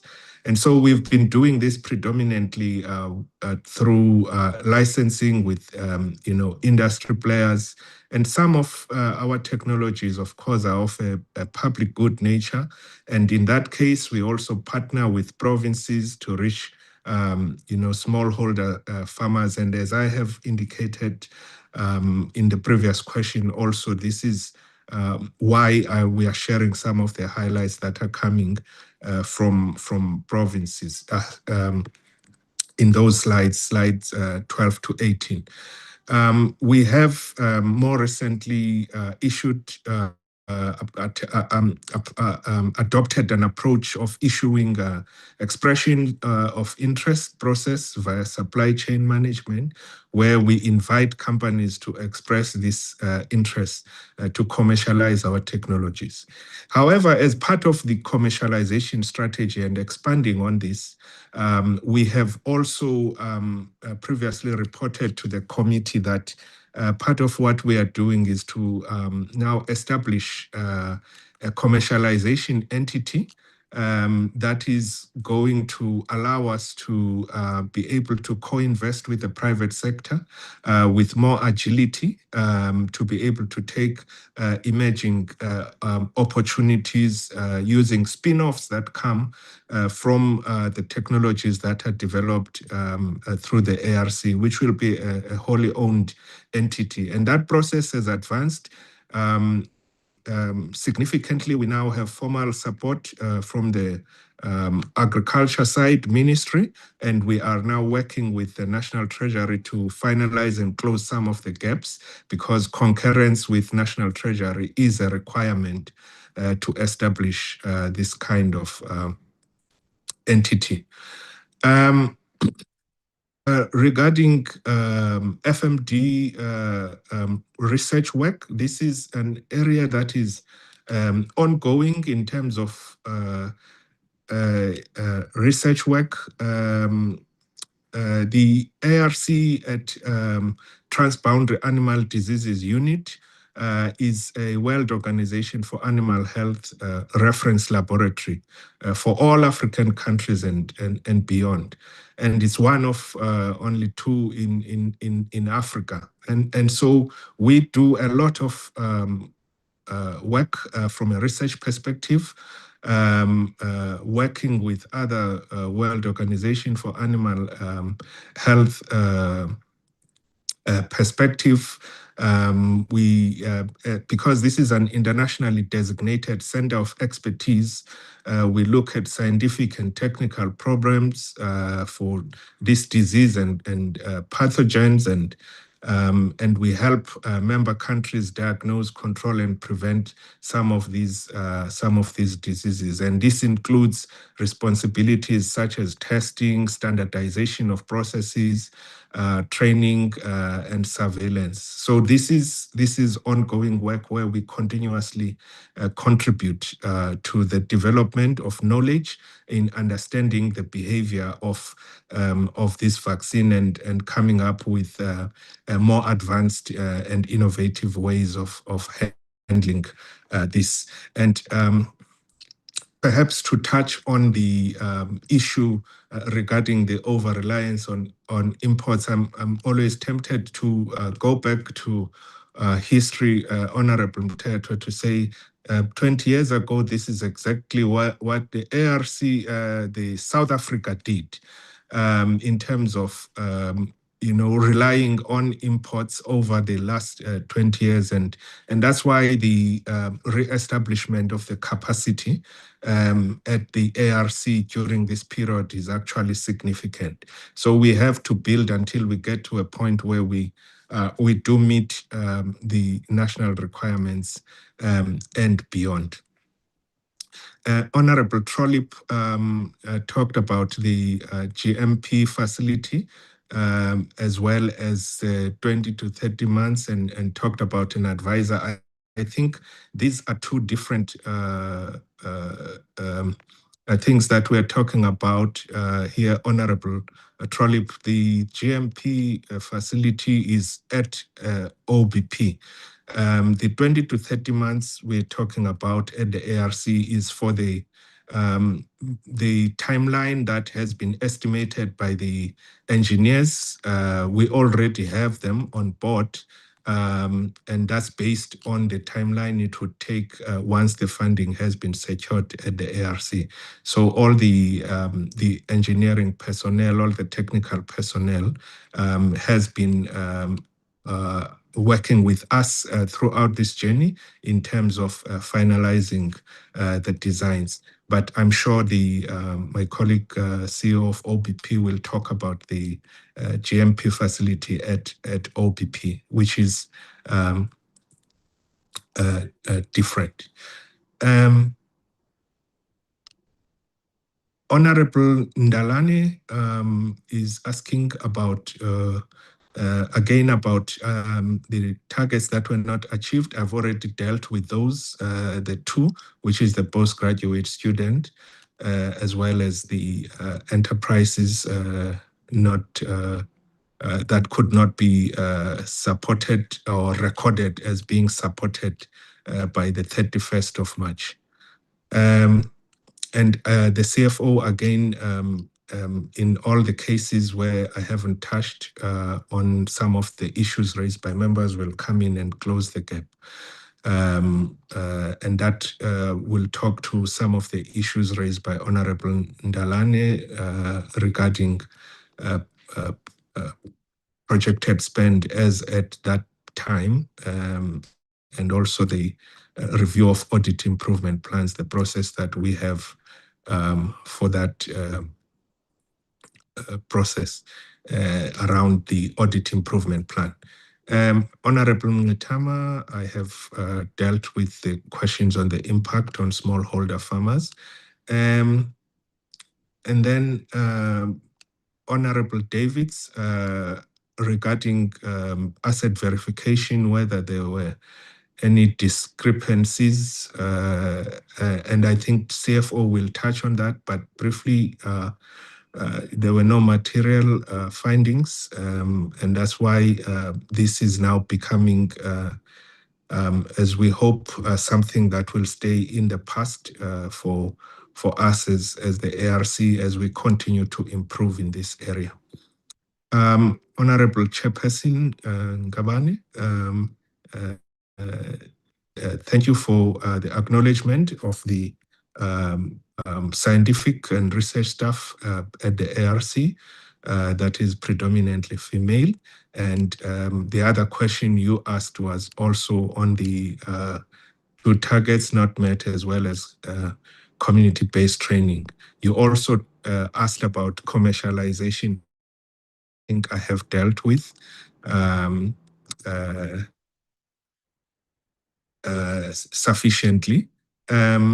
On the issue of irregular expenditure, I think the CFO will probably expand on this, but irregular expenditure is dealt with in terms of the National Treasury framework for irregular expenditure. And it begins from determination of whether this is indeed irregular expenditure or not, all the way to demonstration of consequence management. And at the ARC, we have improved significantly on this area. There is nothing that the AGSA looking at our consequence management found material. So what happens is that those, if there is financial misconduct, that informed this or resulted in the irregular expenditure, there'll be a formal disciplinary process that is undertaken. And in some cases, dismissals. It has resulted in dismissals, and depending on the nature of it, of the negligence. Sometimes it's a final written warning, but there is a policy at the ARC also that governs exactly how this is handled. In some cases, with the decision would be to recapacitate the staff, because it doesn't matter where this kind of thing originates. It is linked to the organization, not to the individual at reporting time. Honorable Chairperson, I'm going to pause here and invite the CFO to take the rest of the questions that I didn't cover from a financial perspective. Thank you, Chair. Thank you, CEO. So I'll just go through the questions. There were some repeat questions as well that the committee members asked. And if there's anything that I missed, please raise it at the end. The questions around, the increasing in the expenditure and the cost base of the ARC was among the first questions asked, and it spoke about, what is the ARC doing in terms of cost containment. So the cost increase is primarily on the back of an increase in revenue. So except for adding to the fixed cost base, and when I talk about that, we're talking about primarily personnel, but there could also be long-term contracts for equipment or licenses. We are very well aware of that, and we ensure that we try and synchronize the expenditure with the revenue generation. So the cost increase has gone hand in hand with an increase in revenue, and that has resulted in 3 years of upward of 100 million rand surpluses to the ARC. And in our dealings with the DOA, we've got an agreement that we will work on normal commercial principles. And obviously, we do get interrogated by the directors to make sure that we don't overcharge. And that is the understanding we've come with the directors. So it is an arm's length transaction with the DOA, and they are seeing the benefits, and it's actually a beneficial partnership for both sides. It has also meant that we've been able to, through the increased revenue, more than cover our costs, and also start attending to some of the long outstanding maintenance backlogs at the ARC. The second question went around the contract workers and what numbers we're looking at. So in trying to capacitate the agricultural sector through the SLA requirement, we've entered into agreements with universities for centers of excellence, where we do transfers to them. And there, obviously, it's for their benefit. But we also have on our books close to 500 contract workers. Lots of them are master's and doctoral students, where they get stipends for 2 to 3 years to ensure that they finish their studies and they add value to the projects, research projects that are being done. And we've got contracts ranging between 18 months and 3 to 4 years, depending on the term of the project, with the Department of Agriculture. All told, the personnel is in upwards of 400 individuals at a cost of just over 100 million per annum.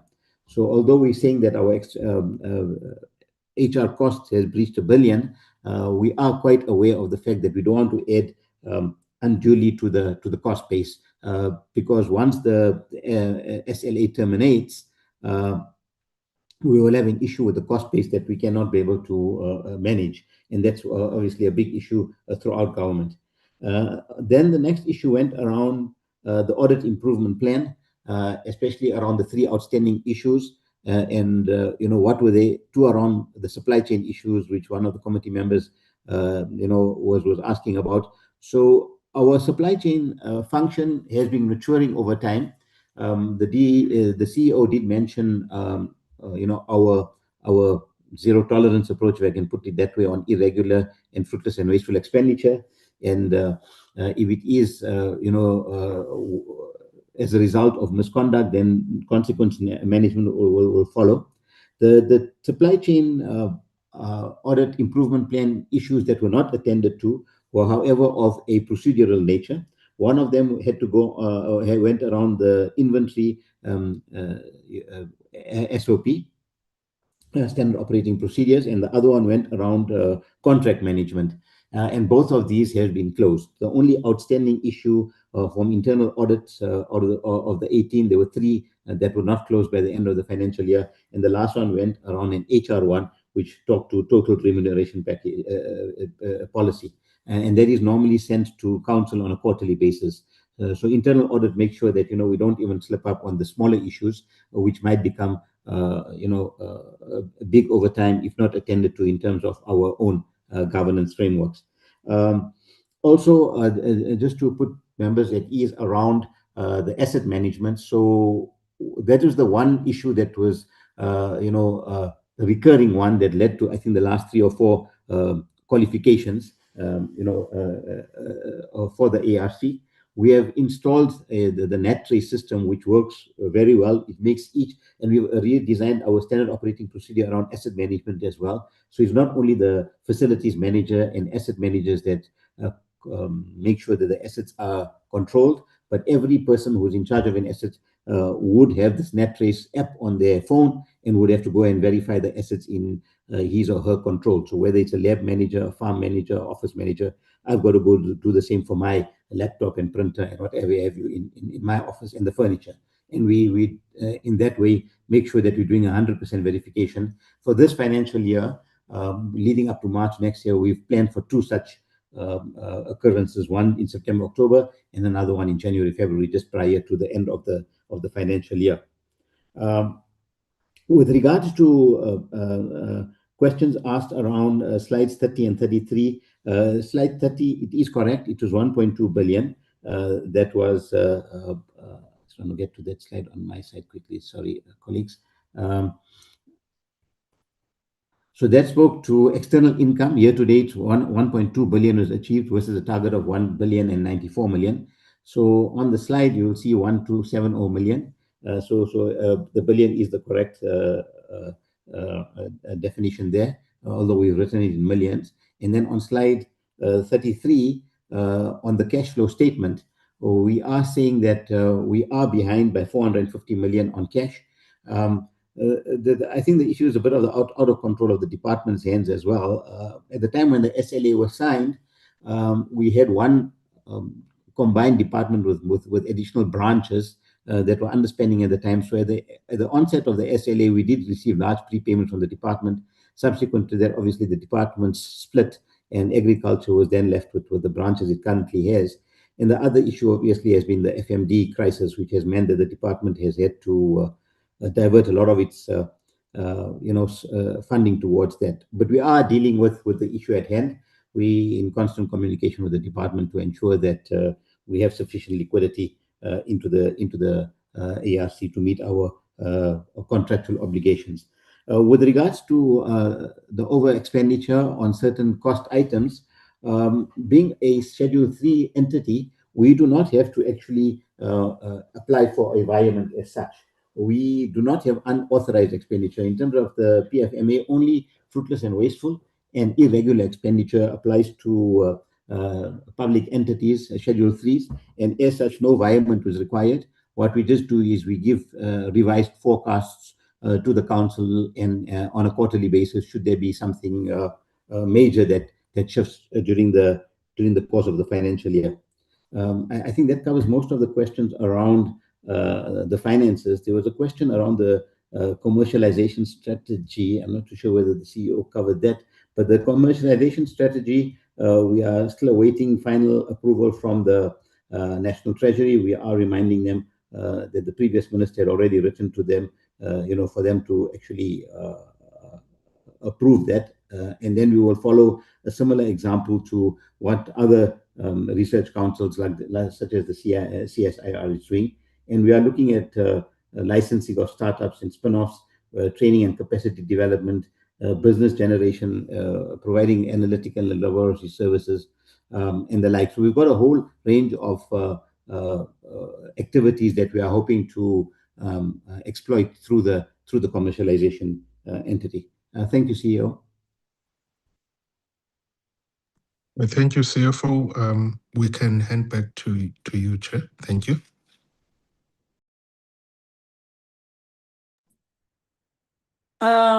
Thank you so much for your responses. I just want to find out from honorable members is there anyone who would want to make a follow-up question?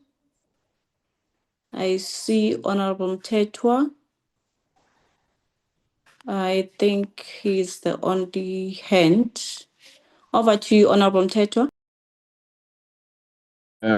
Thanks, Chair, and greetings to honorable members and our officials. I needed to check something. I see you mentioned ARC, the hemp production. I think hemp goes with cannabis. And these are products which should have benefited largely Black communities, especially they kept alive the issue of cannabis until now it is legislated.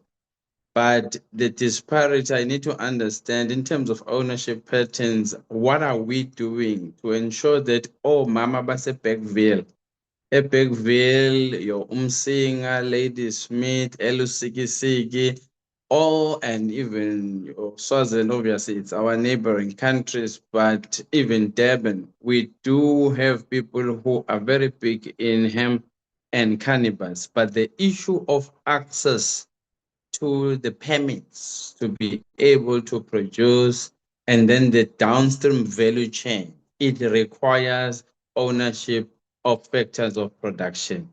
Are we also doing something to assist our people that they get the permits? Because at some point it was expensive even to get the permit, yet these industries, our green gold, by 2025, it was said to be going to be like your gold rush era.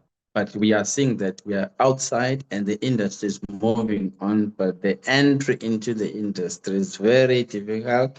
And yet it is something that has sustained a lot of Black lives when it was even demonized.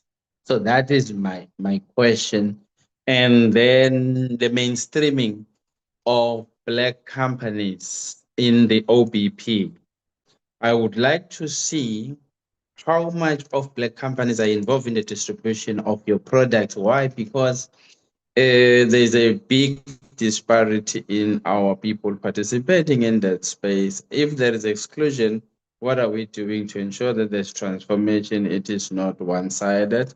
My last one is that please take us into your confidence. What exactly happened? Was it not an industrial espionage that we end up being supplied by Botswana, which is a smaller country, supplying a bigger country on a matter that is of a large scale? It looks like the collapse of OBP was intentional so as to allow other players to be the ones supplying us just to benefit financially in this. It doesn't make sense how South Africa can actually lose something and lose it to a smaller country. It doesn't make sense. Thank you. Thank you so much, Honorable Twalib.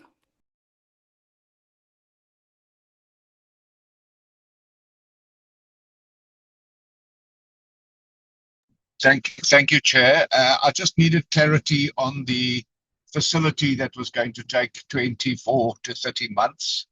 If it wasn't the GMP facility that I confused, I need to know what facility it is and whether there is a partner to build the facility or the finances required to build the facility. Because if there isn't, it could take much longer than that. We have design stage, but when is the reality or the project finality going to become a reality? Thanks, Chair. Thank you, Acting DG. Over to you and your team. Chair, thanks. Sorry, Chair, there's one that I missed for OPP. Can I put it in? Please just be concise this time around because they need to respond. Okay. Yes, the last time OPP had a case against someone who was using their IP, intellectual property. How far is that case? And then the issue of have they tied in the restraint of trade clause, which disallow former employees of OPP to be taken by rival or competition companies, wherein they even taking the IP, intellectual property of OPP with them, which is a problem that they are facing currently. Thank you. Honorable Twadip, do you also have something to raise?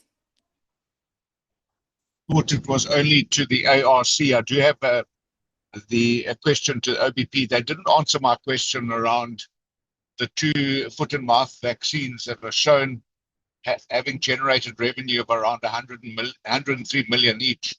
I wanted to know whether that was the sale of imported vaccine and what the import costs were and what the vaccines were being on-sold for per unit. Thank you. Thank you, Acting DG. You can as well assign relevant officials to respond. Over to you. Thank you, honorable members, honorable chair. Yes, the CEOs will respond, but let me respond to the one by honorable Unterstepoort with regard to potential or possible espionage. Honorable members, it's not espionage, it's disinvestment that happened. OBP was incorporated in the year 2000, and ever since then, there was no investment. So the fleet of equipment obviously aged with time. So all of us officials and our leaders are complicit because we disinvested in the entities, unfortunately. So I don't think so, honorable entitled members, that it's espionage. It's just a poor investment drive or disinvestment in both the OBR and especially the OBP. So it so happened that unfortunately the government is correct in the case of in terms of the number of animals and the number of citizens. Botswana is way smaller than South Africa, but unfortunately it serves us. But yeah, I don't think so. But other questions, I will, with your indulgence, ask CEOs in the order ARC, OBP to respond to follow-up questions from honorable members. Thank you.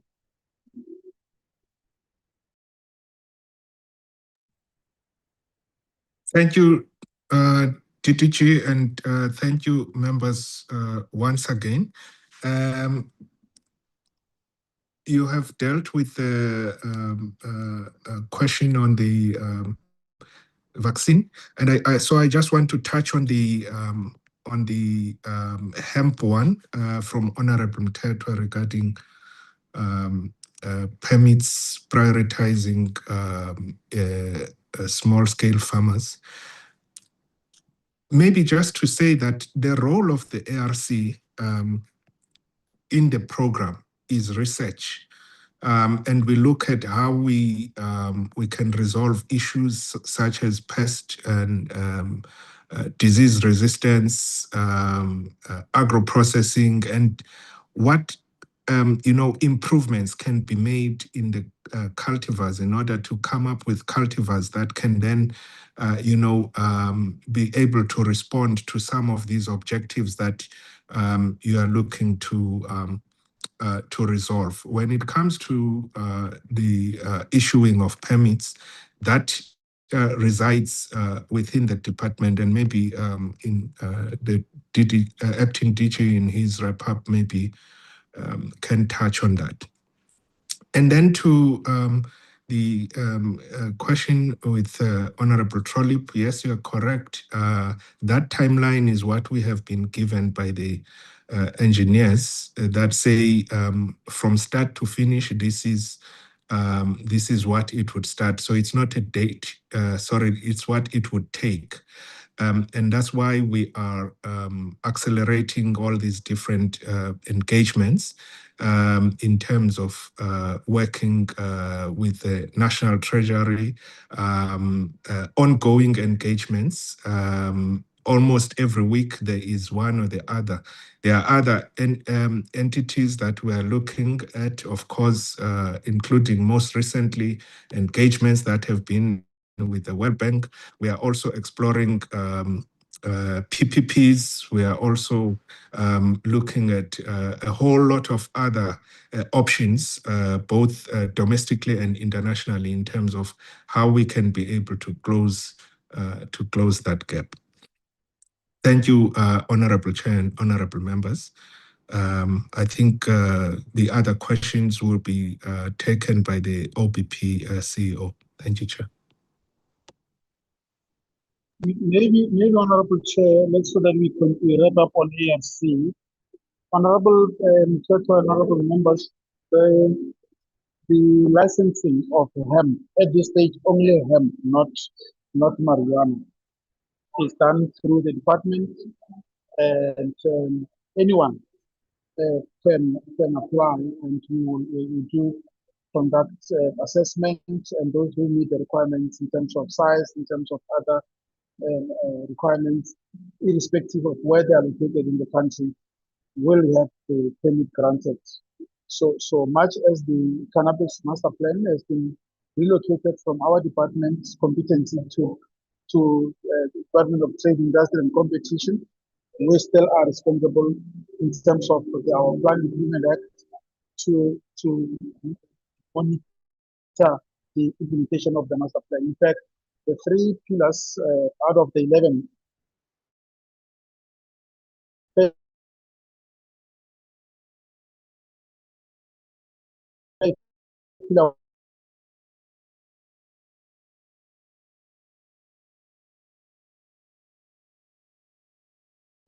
Acting DG, I'm not sure whether is it your network or is it my network, but you are not audible. Honorable members, can you hear you? Of the 11 pillars of the so that's what we still to assist in marijuana. Unfortunately, the law still classifies.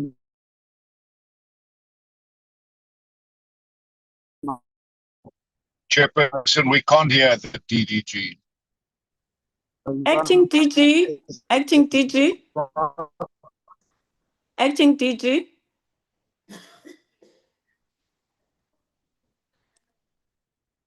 Acting DG.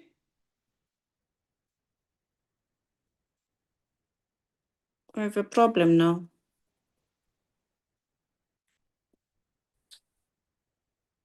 Acting DG. Albertina, could you please call him?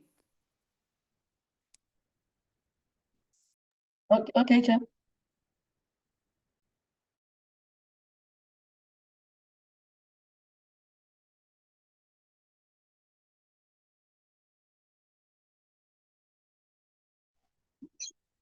I was on the call, Chair. I'm not sure how much of what I said could be.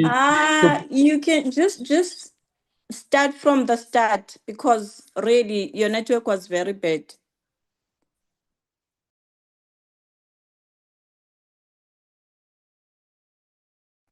Acting DG, are you there?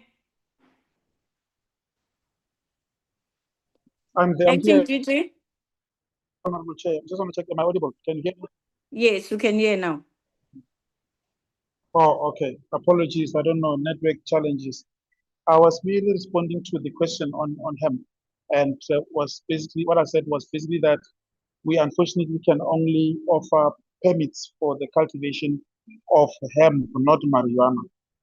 The master plan, cannabis master plan, has been relocated from our department to the Department of Trade, Industry and Competition. They are responsible for the entire value chain, but I need to just add that at this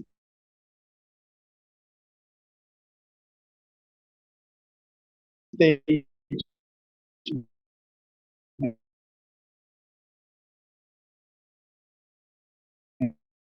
Acting DG. Acting DG.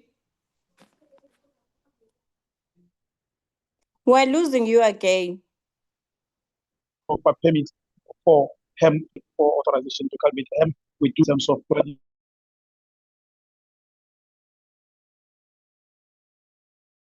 Acting DG, please get a good spot. I don't know what is happening with your network. We keep on losing you.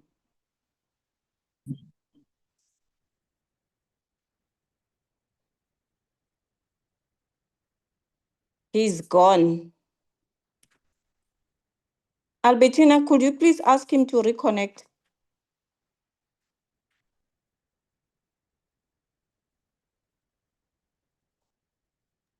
Okay.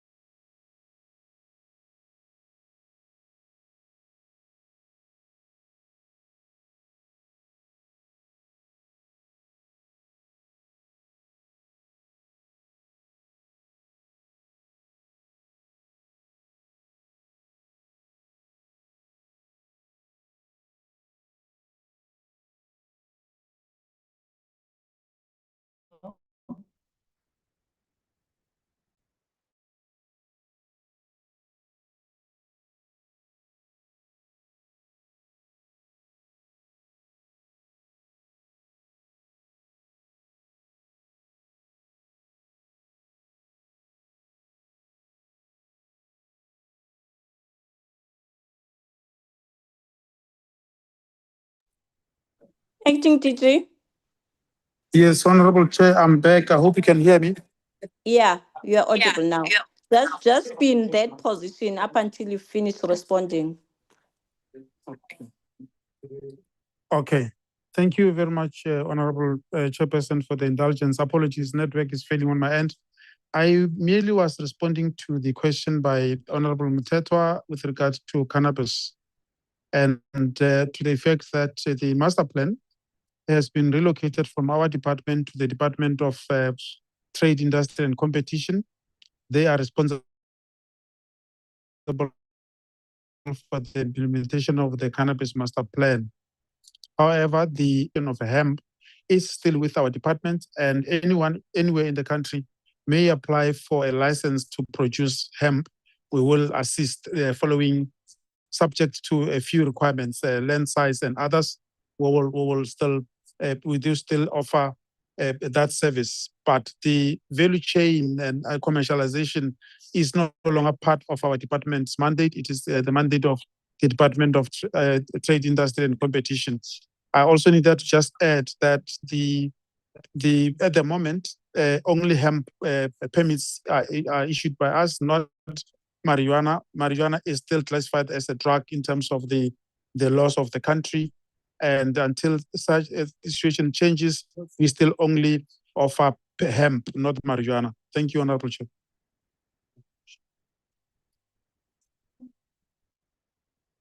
Thank you so much for responding to the questions as raised by honorable members of the Portfolio Committee on Agriculture. We had a very impactful engagement. It is empowering on our side as the Portfolio Committee because we are able to account to our constituencies when we go back home, because we have been elected by our communities to be where we are today. So we need to make sure that we indeed exercise our oversight role over the department. We are then going to, OBP did not respond. OBP? On Thank follow-ups. you. On follow-ups. You see, I'm closing before you could respond. Yes, Chair. Thank you very much, Honorable Chair. Before I respond, I just want to know as whether the chairperson of the board want to say some few words, and I'll respond to key things. Thank you, Chair. Thank you, Dr. Modumo. Because the questions are largely operational, and the acting DG has responded to the matters regarding the CEO vacancy and the CFO. You can go ahead and respond, Dr. Moduma. Thank you. No, thank you very much, Chair. And Honorable Chair, most of the questions that were asked, if you analyze them, you'll see that they talk more about some of the targets that we didn't achieve and the corrective actions. So I'll just summarize what we have, how we responded, because we moved. I think honorable members were concerned about our performance from 85 to 71. And we, in the slide, Chair, we gave reasons why there was no achievement. And you'll see when we are coming back to the portfolio committee on the corrective action that we have done, and we have managed to achieve all of them. So we can commit to this committee that our corrective actions have worked very well based on what we will be presenting to you in Q1 results.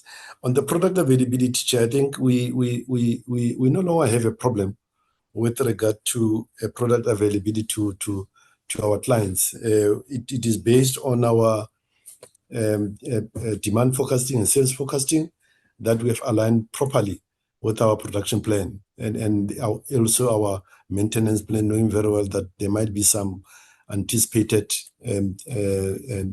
production disruption. So we've done very well in the last 2 years, and I think we kept on producing exactly what the market wanted and in preparation on our plan. So we've done very well when it comes to product availability, Chair, and that information we try by all means to share it with the members of the committee if ever there is a request for that.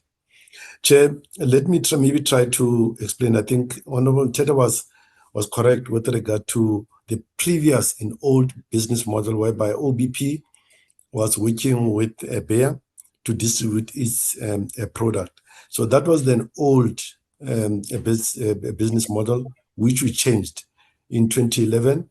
So when we implemented a multi-pronged approach whereby OBP was going directly to all the farmers, and we don't have any middlemen to distribute OBP products. So we have changed since from 2011 up until now. We're in control of the product, and we know who we are actually selling to. Honorable Teta did actually ask again with regard to what is the involvement on the black companies. We do have an outcome in one of the indicators that speaks about the distribution channel. In fact, that indicators, the reason why is there is to make sure that we bring on board previously disadvantaged small entrepreneurs to be part and parcel of our distribution network. So it is a target that is there, and successfully in the last 3 years, we have brought on board quite a lot of small companies that will focus especially in making our product more accessible to all, especially to the rural area. So we do cater for such type of sector of the market. With regard to the FMD, I think the DDG has already outlined. And on the costing side, Honorable probably the CFO will also explain with regard to our costing based on the revenue that we have already indicated. On the IP issue, I think Honorable Taylor did actually ask about how far we are. As you know, that we did actually, in our favor, manage to win that case in favor of OBP. We have tightened our IT policy with regard to not tightening up any form of gaps that we found ourselves previously. So that has actually improved. And more importantly is the Act 36 registration process is quite stringent. When you submit a dossier, they would want to know what is the origin of your seed materials coming from. So from their side, that actually helped us a lot, especially in protecting the IP of all companies. Chair, when it comes to the, I can say the issue that was raised by Honorable Trolip with regard to importation of what impacted, especially on the production output, and we indicated procurement raw material. There are certain raw material that are specific that we normally import from outside of the country. Most of them we import them from New Zealand or Australia, and that raw material in particular, it allows certain types of viruses to grow on cells. So there was a delay with regard to importation of such type of material from overseas, and that actually affected our output with regard to commencement of our SARS production right up until to viral vaccines. But we have managed to sort that out, and we do have the material on farm. I think with regard to the question again on commercial farmers on board, Chair, I can say that the target for the commercial... Peter Ntonso, please mute. You're disturbing us. Okay, is Peter Ntonso? I'm on the floor on Peter Ntonso's account. Whoever, the one who was making noise was disturbing us then. Okay, thank you, Chair. Chair, with regard to question asked on commercial farmers on board, I can confirm that our target was 9 for the year, and for the quarter in question, it was only 2. So for the quarter, we did actually achieve commercial farmers on board. Maybe to explain to the members, the reason why we have that as a strategy, it is because a lot of commercial farmers, they have been complaining about accessibility of our product, because when they go to the co-ops, they can't find them. So we opened that gap so that they can have direct access to opening an account and having to procure OBP product directly from OBP. So that was actually sorted, and we are confident that looking, especially with the FMD now, most of the farmers now, they've got a right to come and procure FMD vaccine and other products directly from OBP. And Honorable Chair, I will give the CFO maybe to say something about the financial sustainability and also the costing as asked by Honorable Trolip with regard to the imputation on revenue, and also to maybe summarize on the risk with regard to the Audit Improvement Plan in Q4. Thank you very much, Chair. Thank you, Chair. From my side, on the sustainability, you would note in Q4 that we achieved the target by the approval of the Sustainable Growth Plan, Financial Sustainable Growth Plan. So we're currently in the implementation phase of that, of the turnaround of that sustainability plan. In order to sustain the turnaround, that is why we then have the sustainability plan, which we are currently implementing. Then on the import costs, of course, that is largely impacted by global markets, be it exchange rate, freight costs, etc. What we've seen in the last 4 months, 5 months, with the Middle East unrest and actions there, that the import costs can vary between 35 to 45 cents per vaccine. Of course, that is dependent on exactly when you import, whether the markets move against you or not. And then the question with regards to the audit action plan status, which is given on slide 19. So that is the status of the audit action plan.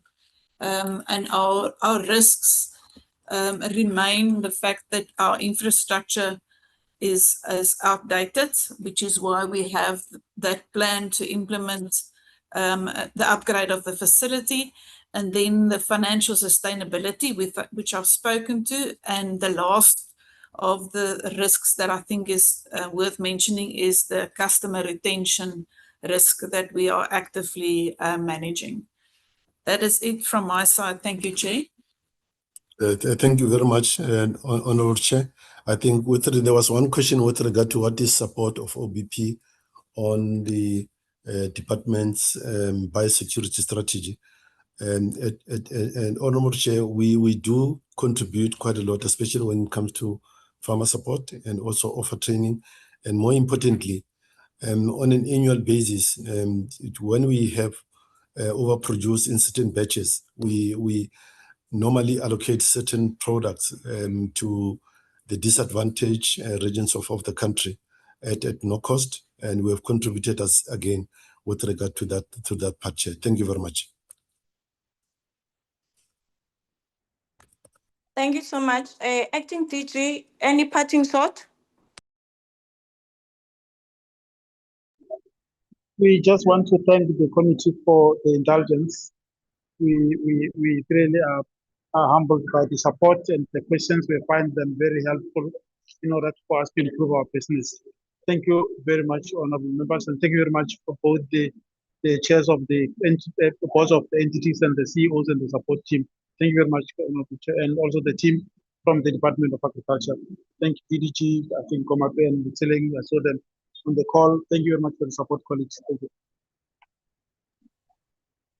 We just want to take this opportunity to thank you all for attending this very important portfolio committee meeting where you account before the members of the portfolio committee. Chairperson, sorry, Chair. Do you also have another follow-up? No, I'm just waiting for them to answer the question about the vaccine costs and the on-sale costs. CFO, vaccine costs and on-sale costs. Or are you going to submit in writing? If you don't have information right now, you can as well say that. Thank you, Chair. Yes, I did mention the 35 to 45 cents for the import costs. So obviously we can give more details in writing if that is preferred. Thank you. Okay, thank you. You must just provide us that information in writing. The acting teacher is going to inform you on the processes that you should follow in ensuring that that information reaches us. You must understand that we have a responsibility to ask you very critical questions and difficult questions as part of our obligation in terms of the Constitution. We have to make sure that the department accounts to us. We are exercising our oversight role as members of parliament. So we must get very accurate responses from you. Otherwise, we thank you for coming to this meeting and for providing us with those responses.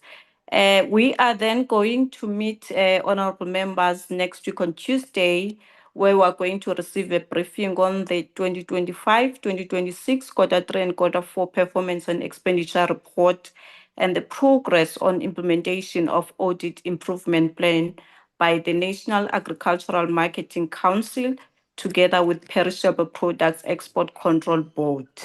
This then takes us to the end of our meeting, hoping to receive those responses, acting DG, within a short space of time. The meeting is declared adjourned. Thank you. Thank you, Chair. Thank you, Chair. Thank you, Chair. Thank you, Honorable Chair.